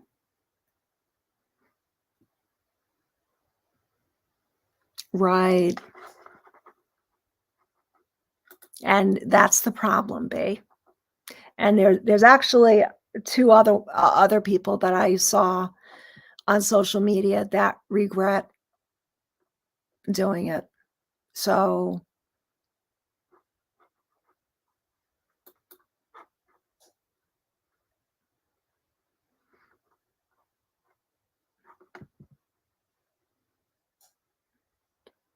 Crackles, you're gonna kidnap Alice to go to Thailand, but not me?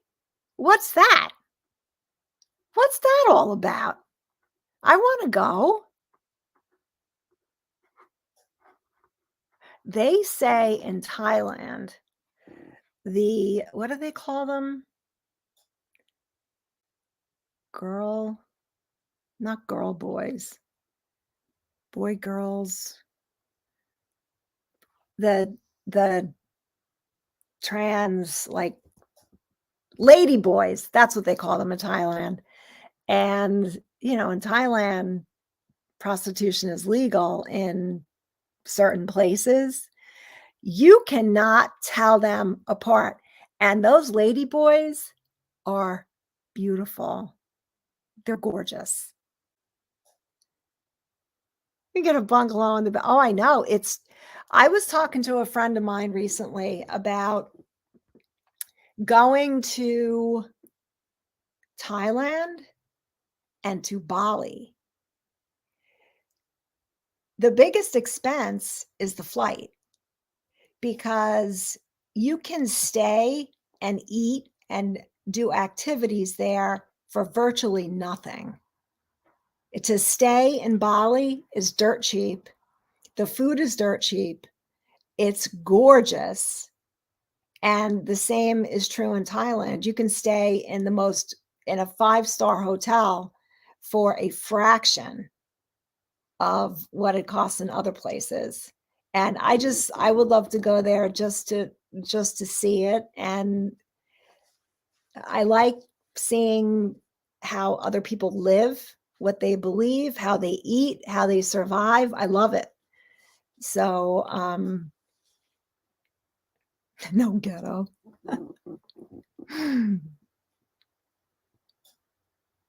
Yeah, crackles, I know. I've looked at it. I've looked at them. I know. The thing is, there's virtually no crime in Bali. Bali.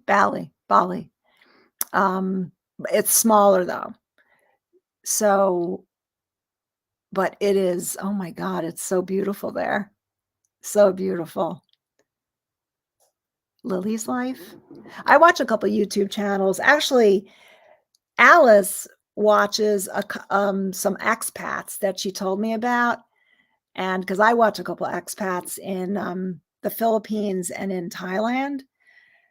Um, so it's kind of cool to watch because you literally have to pick yourself up everything that you know in this country and go to another country where things are completely different. Like the people are different, the food is different, how they live is different. Um, it's pretty cool. He turned you on to. So there's been like a lot of stuff going on between Crackles and Alice. Hmm.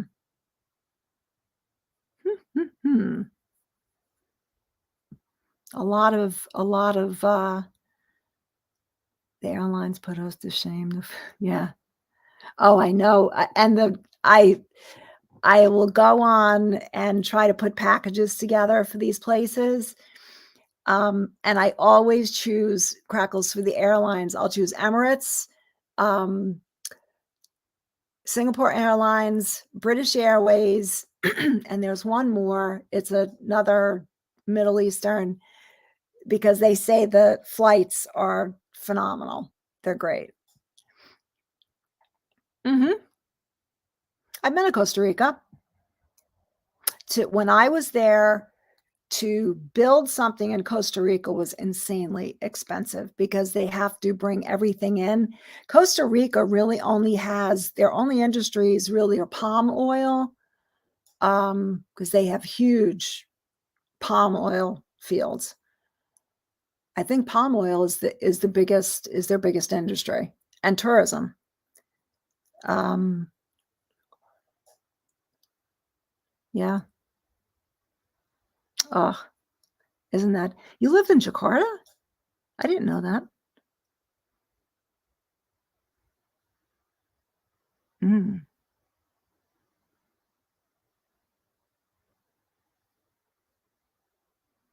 I like dessert. Yeah, Singapore Airlines is great, and so is Emirates. Emirates is great too. Yeah. And isn't it amazing how you can like Bali, I think they really don't have anything but tourism. So it's pretty amazing that it's so cheap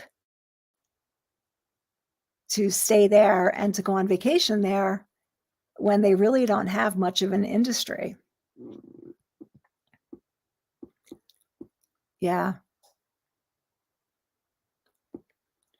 Is that right, B? Now, see, in Thailand, the things that I've read is that the sex stuff that goes on is mainly in Bangkok, and there are a couple other little places, Koh Samui, is that it?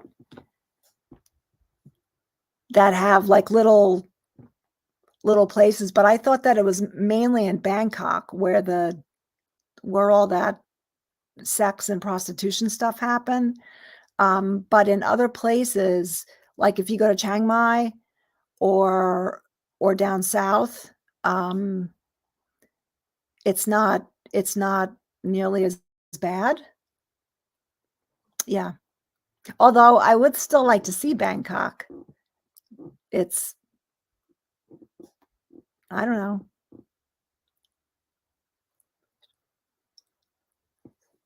Oh, see, I love Thai food, and that would be probably I would probably eat my way through Thailand. I love Thai food.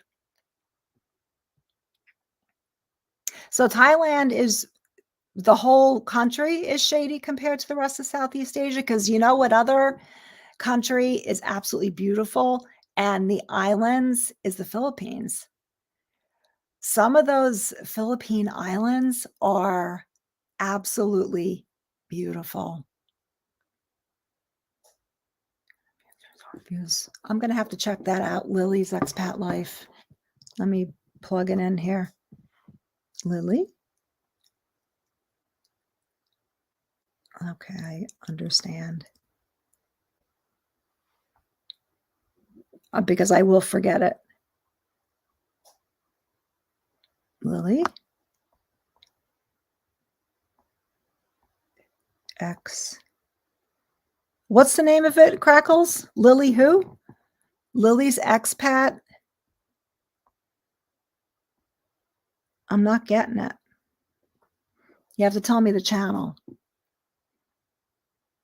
Right, Crackles, but you know what? At the private hospitals, if you pay out of pocket, it's still dirt cheap. If something happens,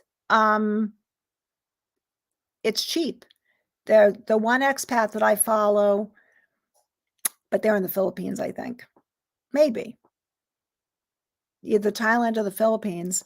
He got a full set of veneers, beautiful veneers, for like $4,000. Now, in the United States, that would be every bit of $30,000. So,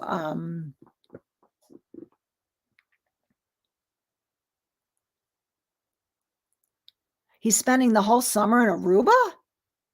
Really? That's awesome. I love Aruba. Aruba's beautiful. That's awesome. Oh, thanks. Oh, Lily's Life. Okay. Lily's Life. Lily's Life.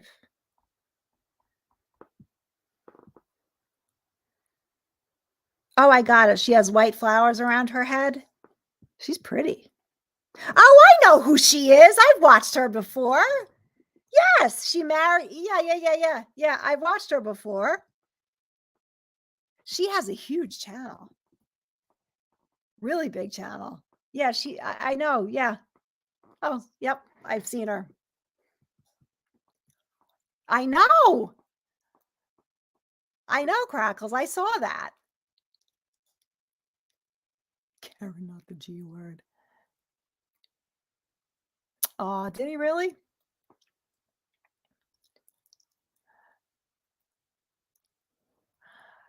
That's interesting, B, because when I was looking around in Bali and Kuala Lumpur I saw, and then Malaysia, but I wonder, um, if you can as far as, like, expat, you have to have some kind of visa, I think, to stay there or to stay in any of these Southeast Asian countries to live, but you still have to come back to the States every so often. You can't just stay there forever. Um, aw, you're sweet, Stat. Oh, is that what happened, Crackles? She started during COVID? Well, she has a huge channel now. She did a great job, but she's really likable too, and she's pretty, and, so, yeah, it was interesting because she literally got picked up and not got picked up, but she left this country and she went over to where her husband is. Mhm.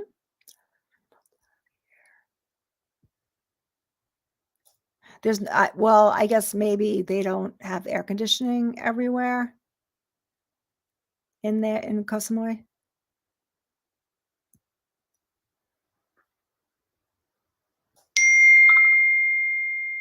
Oh my god, my friend that took me yesterday, she's texting me all day.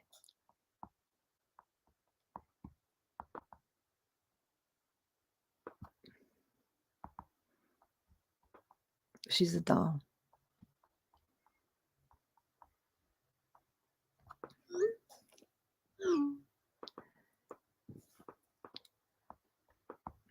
She wants to go grocery shopping for me.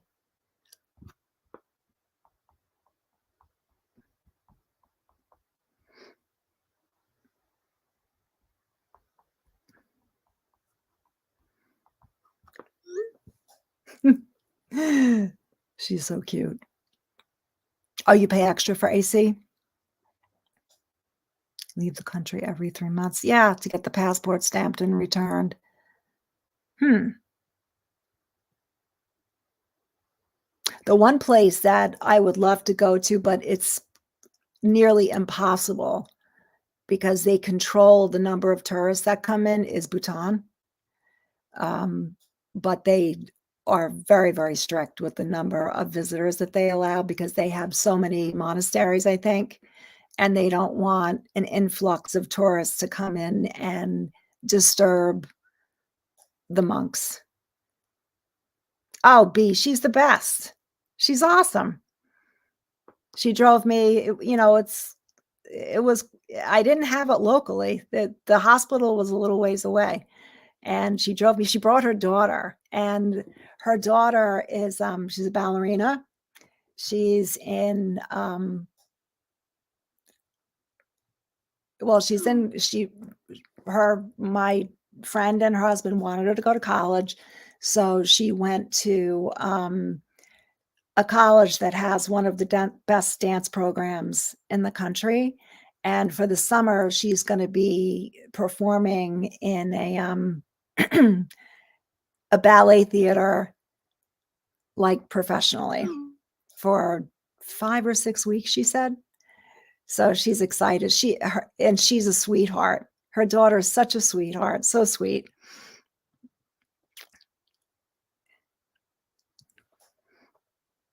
Aw, she's so sweet. Let me just get back to her. I think Cringy is okay. I haven't heard from him.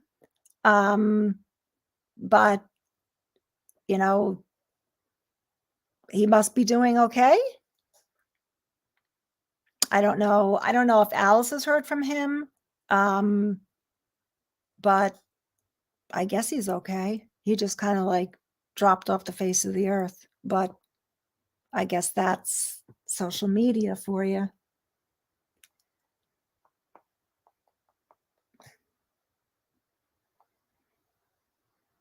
Yeah, she's a doll.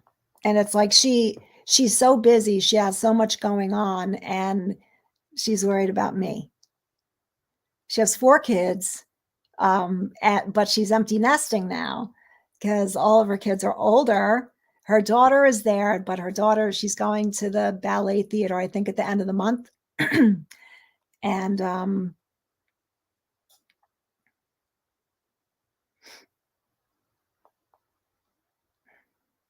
I made sure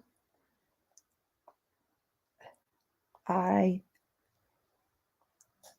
stocked up before surgery.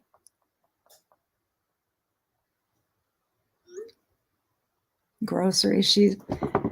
Well, it was just so funny because she came with like this sack of food, and I'm not thinking about food. She's like, "Oh, I want to make sure you eat," and she's got 4 kids, so she had to make sure her 4 kids ate, right?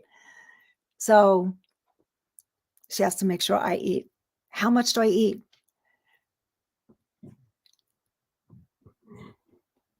Oh, you haven't heard from Cringy either, Alice, right? I don't know. I guess he's okay. Yeah, good friends are hard to find, Lucille. And B, she's an amazing mother. 4 kids.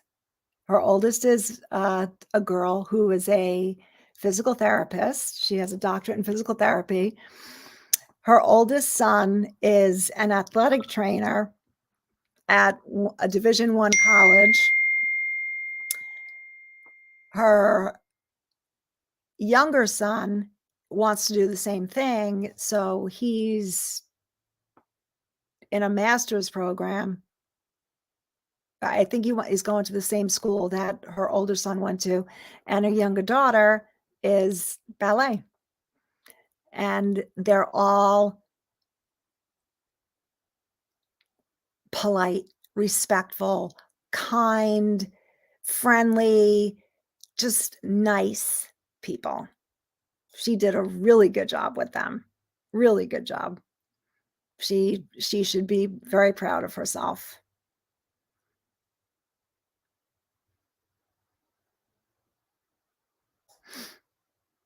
And and it's like I don't see her a lot, but I would drop everything for her and she would drop everything to help, which she did. I mean, she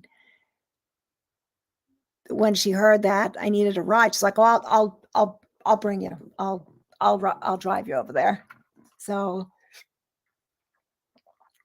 yeah, she did. She raised 4 really good people. And her 4 kids are she wanted 5, but she's a little bit smaller than me, and she had a couple rough pregnancies, and after the last one, they advised her to not have any more. Oh, thanks, Dee Dee. I'll be alright. Um, so I'm trying to think. Her oldest is 20, she's gotta be 26 now, at least 26. And they were all the first 2 were, like, less than 2 years apart, and then there were a couple of years because she had a rough time with that second pregnancy. 3rd one was okay, and then the last one was not great. But I wanna say the 4 kids are all definitely within 10 years of each other, but I wanna say more like between 8 and 9 years of each other. They're all pretty close, and they're all close, like family close, which is really, really nice. I know, Lucille, right? And then another friend of mine, when I came home, she was here, and, I had gotten a 40-pound bag of dog food delivered by Chewy, and she just lifted that whole brought it in the house. I was like, "Damn." So, yeah. So thank God for them. But I've known I've known her for decades. Decades. We used to go out when we were young to the dance clubs in the Hamptons, and I swear to God, damn near, like, closed them down. We used to dance for hours on Friday and Saturday nights, and we just had such a great time. We would go to the beach at, like, 10 o'clock in the morning until at least 5, get these wicked tans, um, swim in the ocean. I mean, we had a great time when we were young. It was fun. We had a lot of fun. But we used to dance and dance and dance. Oh, yeah, crackles. It's nothing like it used to be. Nothing like it used to be. Oh, God, B. You know what it was. You know what it was like out here. We used to, yeah, nonstop on the dance floor. It was fun, but they don't have those things anymore. I guess people don't do that anymore. I don't know. Hamptons is not the same. Not the same anymore. Oh, I know you do, B.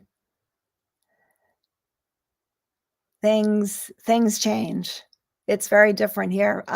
B, do you remember CPI in Hampton Bays, which was like the biggest place out here? It They converted the whole place and they put condos all down the canal. So now it's like a event hall, I guess you could say. They totally redid it. It's not a dance club anymore. It's not any kind of club. It's really pretty what they did, but man, I just have memories of dancing hours and that was the youth, that was our youth. We danced. It was fun. Oh, you don't know it, B? You were out in Mattituck, up in the quiet section. I know, right? It has changed. For the better, I'm not sure. I know out here, the big box stores have infiltrated and, it's not the country like it used to be, and the attitudes are very different. So, I mean, it used to be I mean, growing up here, it was great. The beaches, and it was safe, and, we used to leave the house right after lunch or even before lunch, and our parents did not see us. They didn't know where the hell we were until we came home for dinner. We had to be home at whatever time for dinner, and then after dinner, we'd go back out, and we were gone until the streetlights came on. And parents didn't worry about us. We used to go out on our bikes, and, uh, then when we got older and we could drive, we went to the clubs, and there was, I don't know, none of this attitude, and there just wasn't any of that. We went out, we had fun, um, and it's just different. It's really, really different, to the point where I've seriously been considering, like, what is here for me now? When I was younger, the beach was great, but I'm not gonna go to the beach at all with this thing in the summer because I don't wanna get sand in it. Um, it actually doesn't itch. When I had my elbow done, oh my god, that thing itched like crazy. This doesn't itch, but I still don't want sand in it, and, they've also made it so that you can't even bring your dogs to the beach anymore because people ruin it for everybody else. They bring their dog, the dog shits all over the beach, they don't pick it up, and then they get complaints, and, the only thing the town can do is say, "Okay, no more dogs," because they don't know whose dog shit all over the beach. So,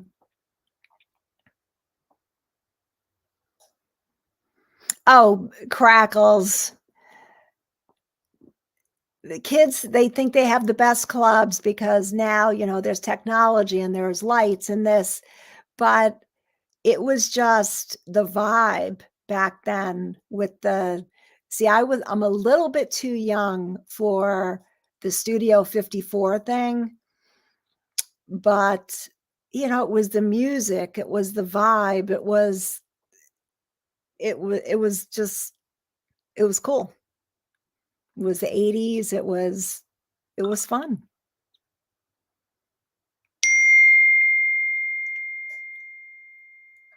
That's cool. It's fun to dance with somebody that's a good dancer,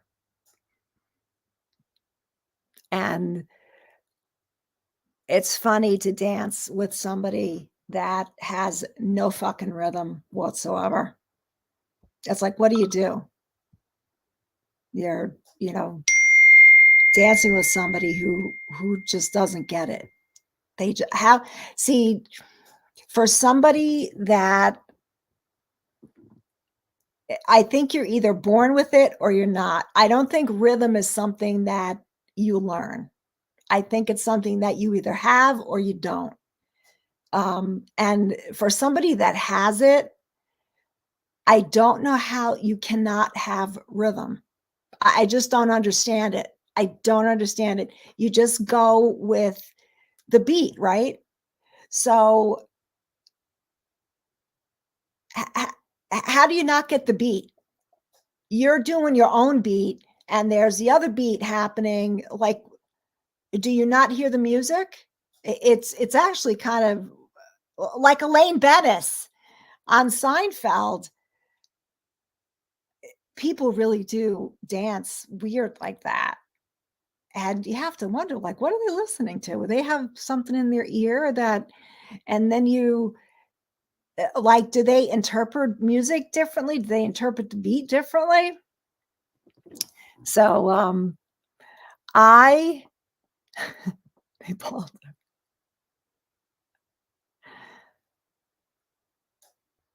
well, the crackles, I don't even think you need classes. You either have rhythm or you don't. And you even see there's a gnat flying around. You even see, like, in little kids, little, like, toddler kids, parents will take videos of them, and you can see that they are moving and they're moving to the beat. So there is some kind of rhythm that you're born with. Um, funny story. Everybody thinks that Black people have rhythm, right? This is not true. I knew an anesthesiologist at NYU who he was Black, extremely handsome, super nice guy, smart, and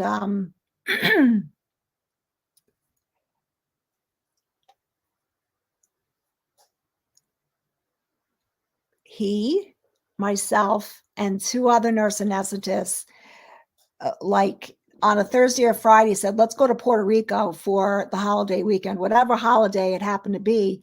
So four of us picked up and went to Puerto Rico for a weekend. And I'm trying to, this was so long ago. I think we stayed in the Old El San Juan hotel and they had a disco. So, of course, we ended up in the disco.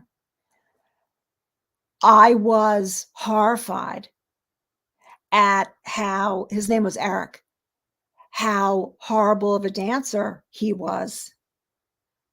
And I mean, it was terrible. He had no right to even step onto that dance floor. And he told me, he said, I am not a good dancer. I'm like, whatever, it's okay. It was not okay. And I'm like, what happened? Did you miss the line for rhythm? Or, when God was giving out rhythm, where were you? It was so bad. And we laughed for I still talk to him today, we still laugh about that because he said, you know, it's so embarrassing. I just can't find the rhythm and I'm like, "What are you talking about? You know, you do cardiac anesthesia and you can't find the beat?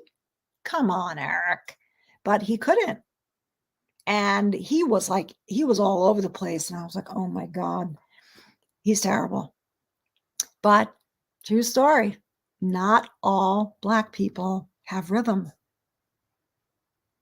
Yeah, and it was like his aunt was an actress, and, so it's not like he was never exposed to anything because he was. It's I some people just don't have it, but they think they have it or nobody has ever told them, like, "You don't have it." So,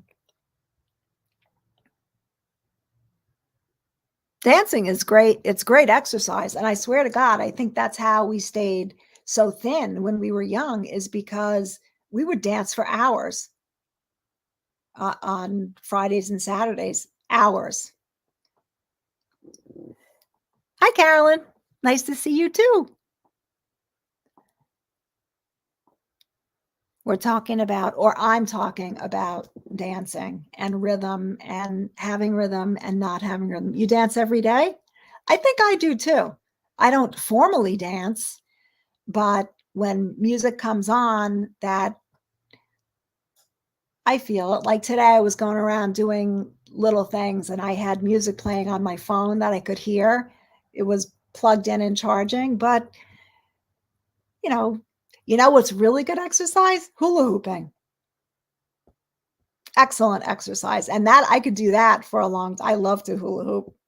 So now they make, I think, for weight loss, weighted hula hoop things. So you have to really swing it to push the weight around. It's pretty cool. Oh, yeah. Dancing's great. I love seeing videos of like elderly people still dancing. I'm trying to think who it is. Oh, the what's her name? Oh, Mickey, you're so fine. You're so fine. You blow my mind. What's her name? She's in her 70s. She looks amazing and she's still dancing. Ricky, what was her name?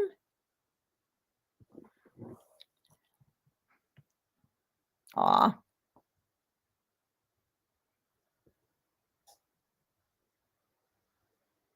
it's great, Crackles. Hula hooping is great. Tony Basil, yeah, exactly. And she looks great and she still dances great. So I guess the key is to keep moving. Um, but you know, like you hear these crazy stories of athletes and people that were very active getting weird autoimmune disorders and you know, you kind of have to wonder like what the hell's going on? I don't know.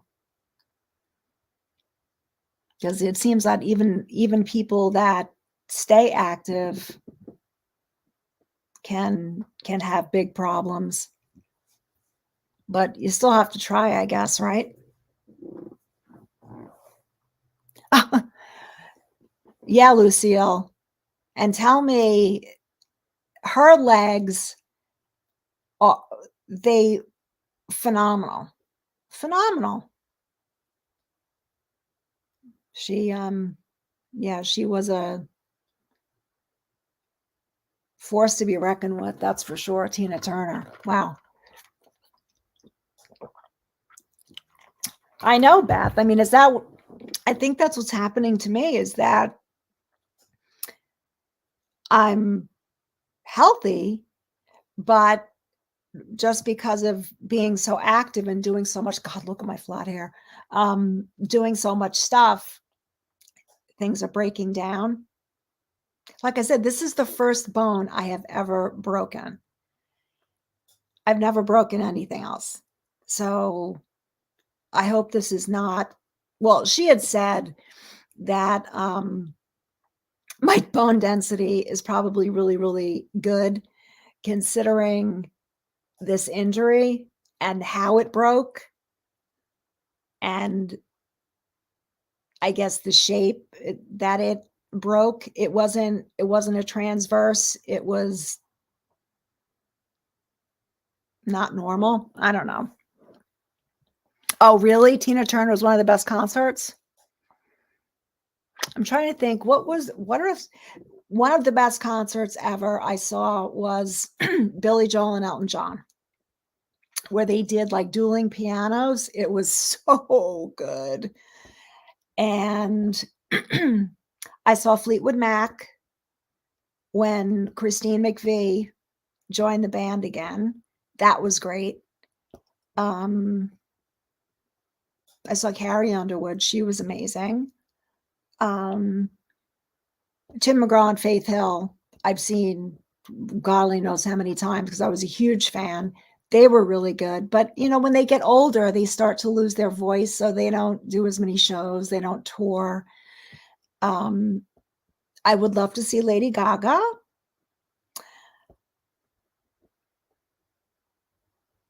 I don't know any other. See, I don't listen. So like I don't have kids. So in the car, I don't listen to the current pop stuff. The current pop stuff I get from social media. Oh, here she is again. So, so like I keep current with that, but some of the, I don't understand. Some of these pop singers now are so manufactured. For example, Taylor Swift. Now, at Taylor Swift made her big debut at as the opener for a Tim McGraw Faith Hill concert. And that girl could not carry a tune in a basket.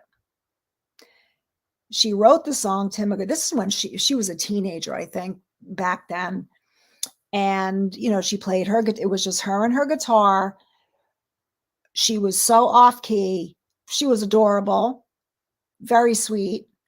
And the record company latched onto that because they knew that they could push her toward a younger audience. So I think they got vocal trainers and they did what they had to do. And, you know, granted, she's not the best vocalist, but apparently she does a good live show. I wouldn't pay to go see it, but she's like huge, huge now. And it really was the result of record company intervention to try to create what they created with her. So, oh, Lucille, I went to the last play at Shea with Billy Joel. It was insane. That probably is in the top 3. The last play at Shea, I thought the entire stadium was going to collapse because people in the stands were banging their feet. It was so loud that you could feel the whole place like shaking. Everybody knew all the words to the songs. The audience, I think, was louder than he was. It was just, it was wild. It was a hot summer night, great concert night, beautiful stars in the sky, Shea Stadium. It was awesome. That probably will go down as maybe the best concert ever. Lucille saw the Jacksons? Stop. A Winona? Huh.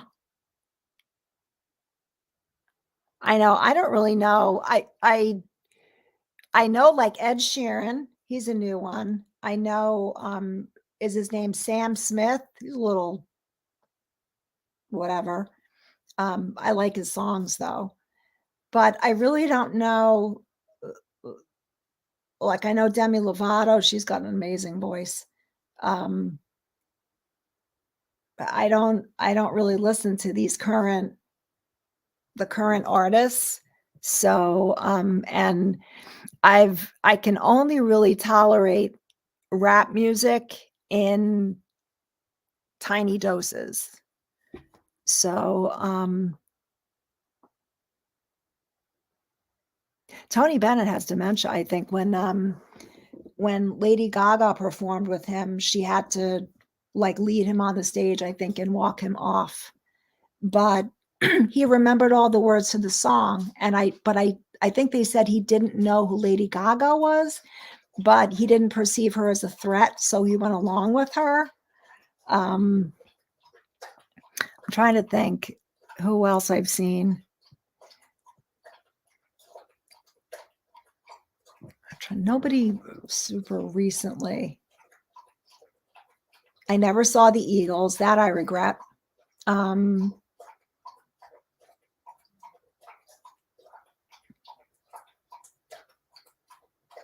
I can't think, I can't remember. I actually think it is the anesthesia because I actually had general anesthesia for this. I didn't think I was gonna have general anesthesia, but it ended up being a 3-hour operation. So I guess it was good that I had general, but all day today, I've kind of been not able to remember things or think too clear. Like, I was looking for the cameras that I had before and kind of just like walking around aimlessly, not really knowing where to look. It was really weird. So I do think it's the anesthesia. Progressive rock? I don't listen to progressive rock.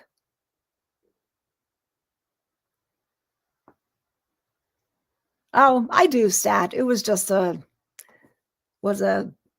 freaky accident. Philosophical folk and Americana. I like all different kinds of music depending on my mood. Um, and I listen to all different kinds of music depending on my mood. Um,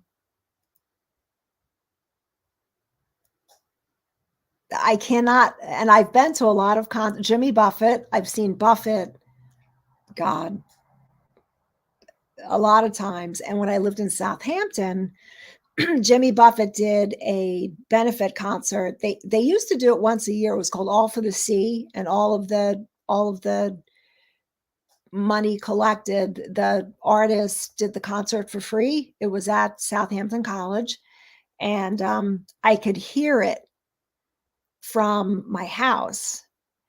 So one year, um, Jimmy Buffett was there, and the wind was blowing in the perfect way. I heard the sound check. I was sitting out by the pool. I heard the sound check. I heard the entire concert as if I was sitting there in the concert. And then I'm sorry, I can't remember who sings Kodachrome. He was there, and it was another night, beautiful night, and the sound check was Kodachrome. So went out and sat by the pool, and I heard the entire concert like I was there. Um, and other artists have done the Office C benefit too. I just can't remember who they were. Yeah, that's true, Lucille. Paul Simon, exactly. I love all those all those country artists, the Rascal from that era, Rascal Flatts, Vince Gill, Brooks and Dunn, Garth Brooks. I love from that whole era. I love all those country artists. Country now is not really like country. I mean, it's okay, but it's not like country used to be. I mean, I was a huge Tim McGraw and Faith Hill fan. And like I said, if I had to count how many times I've seen them in concert, let's see, in Florida, I saw them 4 times. I saw them once in New Jersey, twice in New Jersey.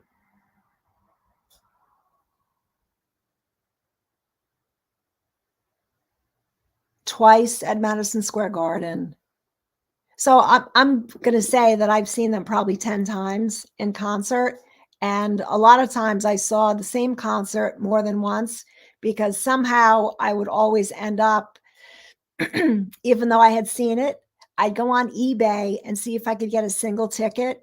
I scored so many single tickets for like $1. And then one of the shows in New Jersey, I scored a ticket for a penny, 1 penny. It was like 4 hours before the concert. So I got the ticket and literally had to get in the car and drive to New Jersey. But it was an awesome seat. And that I was the ticket broker when I contacted and I said, like, is this real? And they said, yeah, it was just a ticket they couldn't sell. And they're just trying to get rid of it any way they can. And I bid on it. Nobody bid higher than a penny. So I got a 1 penny ticket to see Tim and Faith in New Jersey. It was cool. I was younger. I would never do that now. But it was fun. It was good. It was a great seat. And actually, one time I got 2 tickets and I didn't have anybody to go with. So I called my mother. I'm like, and she knew how big of a Tim and Faith fan I was. I'm like, you want to go to this concert? She's like, oh, okay. And my heart was in my throat because you know how the cement steps are in arenas. And I was like, oh my God, she's going to take a header down these steps. So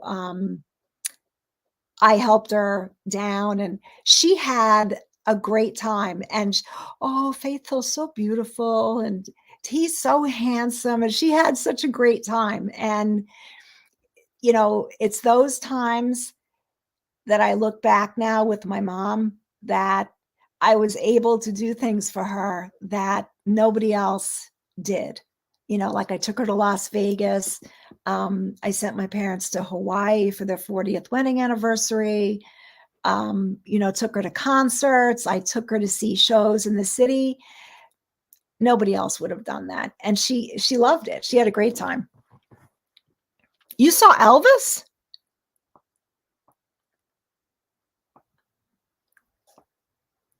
Well, were you here, Lucille, when I said that I used to date a songwriter from Nashville?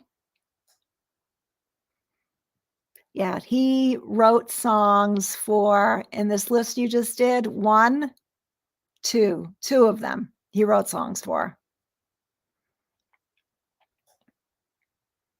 Dean Martin. You met Elvis? Come on, Crackles. Really?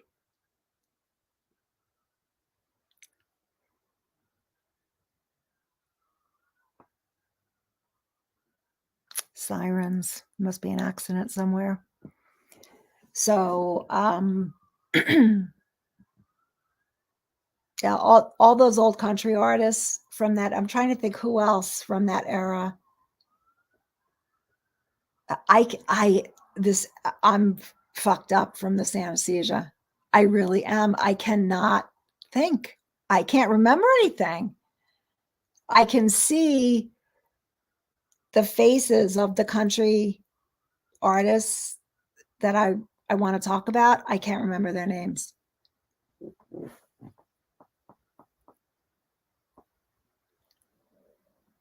Oh, okay. Yeah. Oh, that's cool. Do you have any pictures of it, Crackles? I mean, I know, you know, back then everybody didn't have a camera.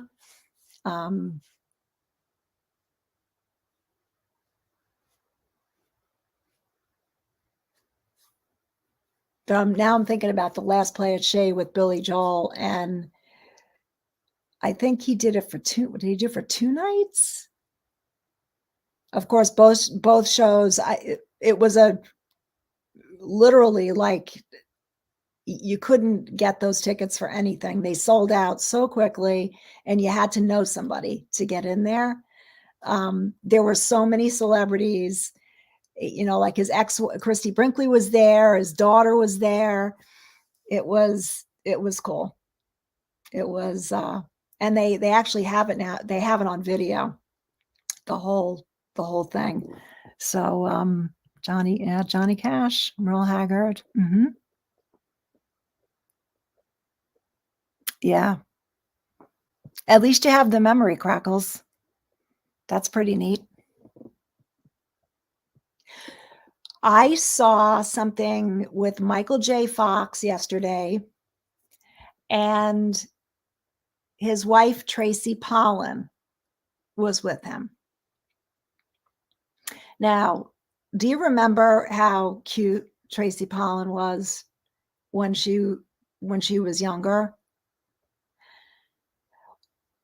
I don't understand why these actresses, the vast majority, not all of them, but the vast majority of actresses do so much shit to their face that they don't even look like the same person.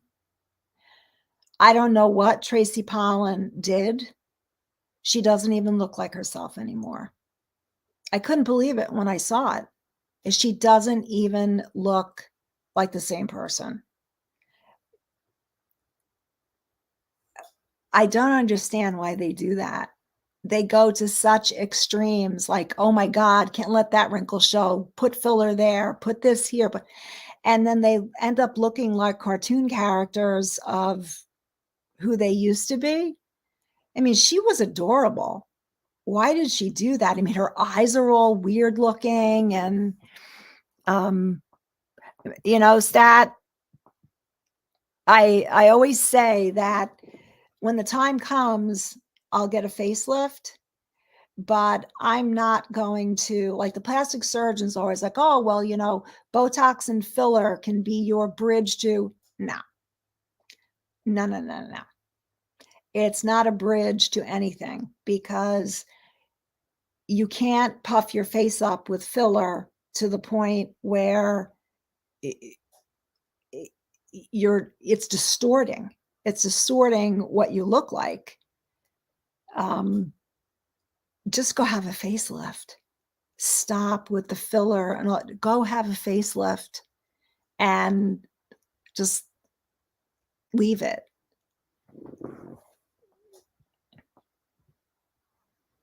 Oh, you did the mesotherapy?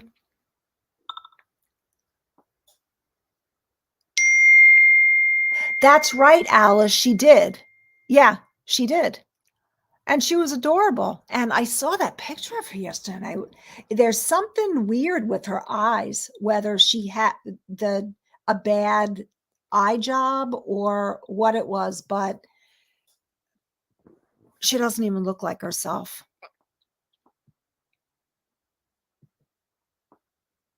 I know what you mean, Stat. I know what you mean.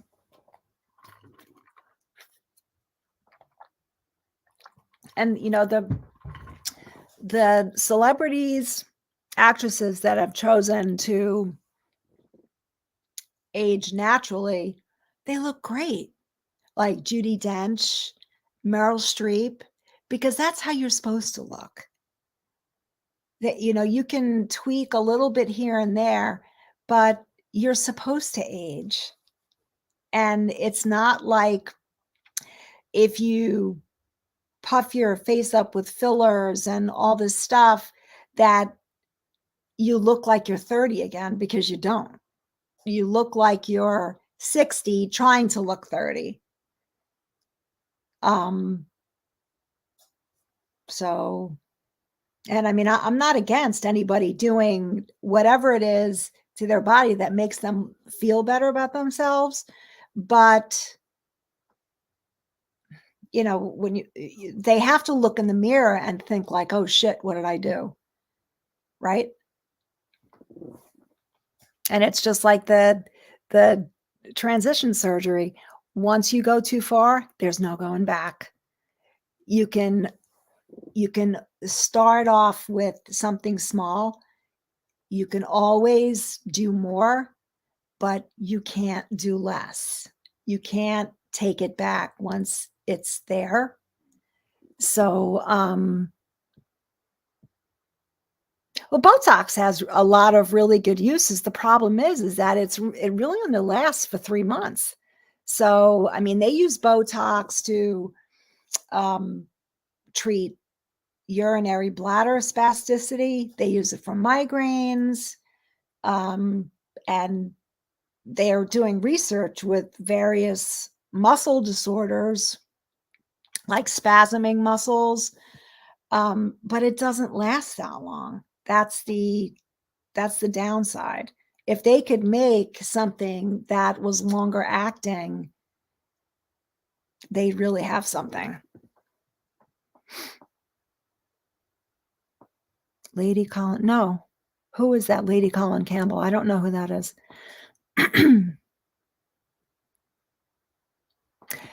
It's funny that you mentioned the Kardashians, Crackles, because I have seen lately a lot of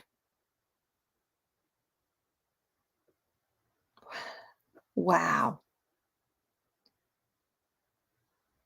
talk, let's just say talk, about how the Kardashians manipulated the beauty industry and how a lot of women went and did all kinds of cosmetic procedures to themselves, like the BBLs. And now Kardashians are having their breast implants removed or have smaller ones put in, and they're altering themselves again. So there's just been a lot of debate about how they have manipulated the beauty industry and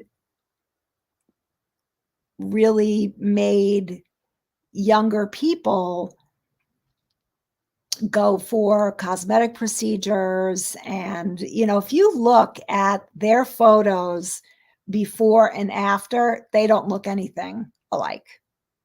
They all change their appearance through surgery, through other things. And like I said, once you go there, a lot of times you can't go back. So you better be sure that you want to live with that big giant ass that you just had put in by the plastic surgeon for $20,000. Yeah. They are so heavily filtered too. Oh, I know, Lucille. They're taking Ozempic, and there's another one. Um, and I guess it's off label. It's not meant for weight loss, but doctors are prescribing it for weight loss. What I thought, mainly people that were extremely overweight with diabetes and other things, but apparently not. They're prescribing it, right, because the Kardashians used Ozempic to lose weight. Um,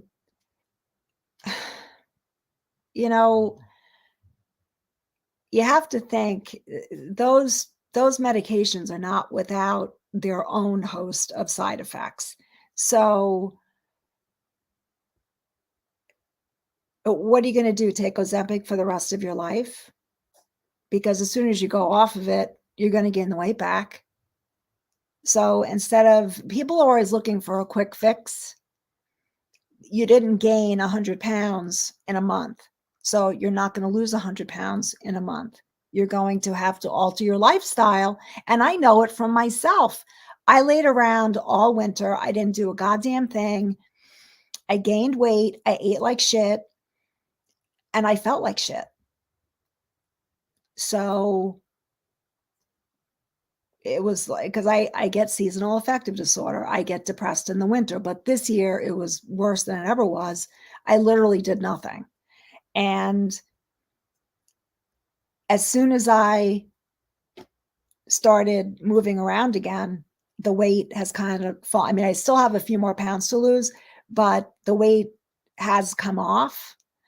Um, and I know for, people, they really do need help. They have great difficulty with controlling what they eat, and a lot of people are emotional eaters. I'm an emotional not eater. If I get super stressed out, I just I don't eat. Um, but I saw something recently within the last, I don't know, month or so about Ozempic face, and it's true. It's if you have a lot of weight loss over a short period of time, your skin sags. It's not good to lose that much weight over a short period of time. People don't care. They want a quick fix. They don't want to have to sacrifice or do anything to help themselves. Um, and I have heard a lot of really not so good things about Ozempic and Manjaro, that's the other one, that they do make you really sick. And people that took it regret taking it. So, pastoral language comes with receipts. Lady, I'm gonna have to look that up too. Lady Colin Campbell. Oh, you still take metformin?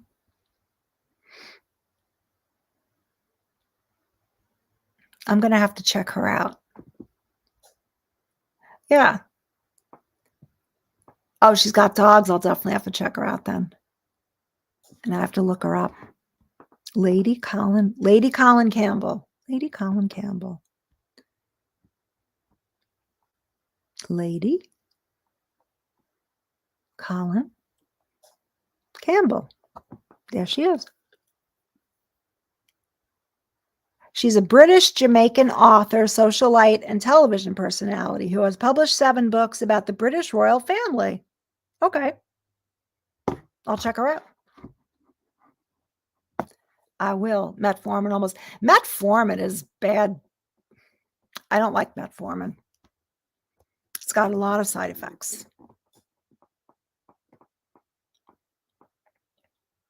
She's on British TV too. She has King Charles Spaniels. They're so cute. So cute.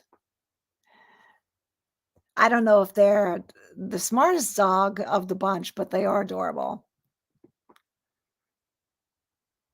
You don't like it? Yeah, it's got a lot of side effects. Well, I've been on for what, 3 hours? No, really?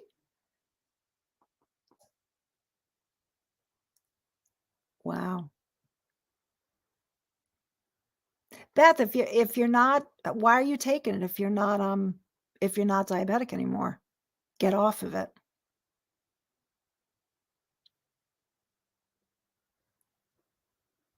I guess I'll say good night for this evening.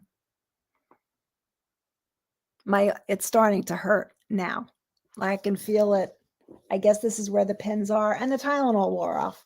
So I guess the pins are over here somewhere, and it hurts. So I'm going to swallow Vicodin and sleep.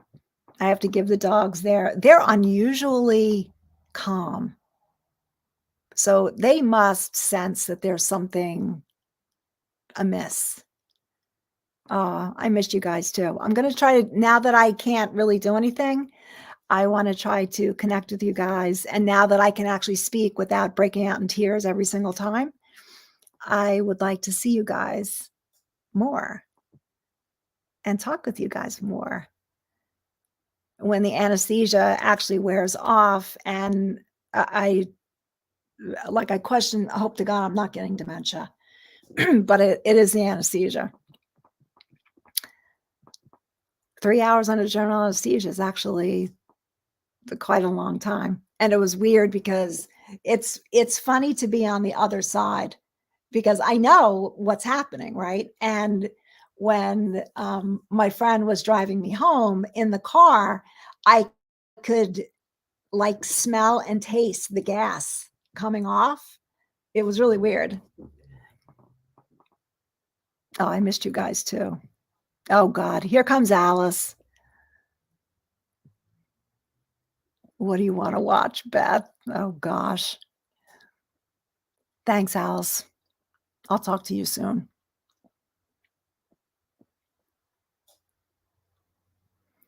Good night, everyone. Peace and love to you all. Stay healthy, stay safe, and let's do this again soon, okay? I think Alice should do a live too. Yeah, it's about time. Good night, everybody. Thank you for coming.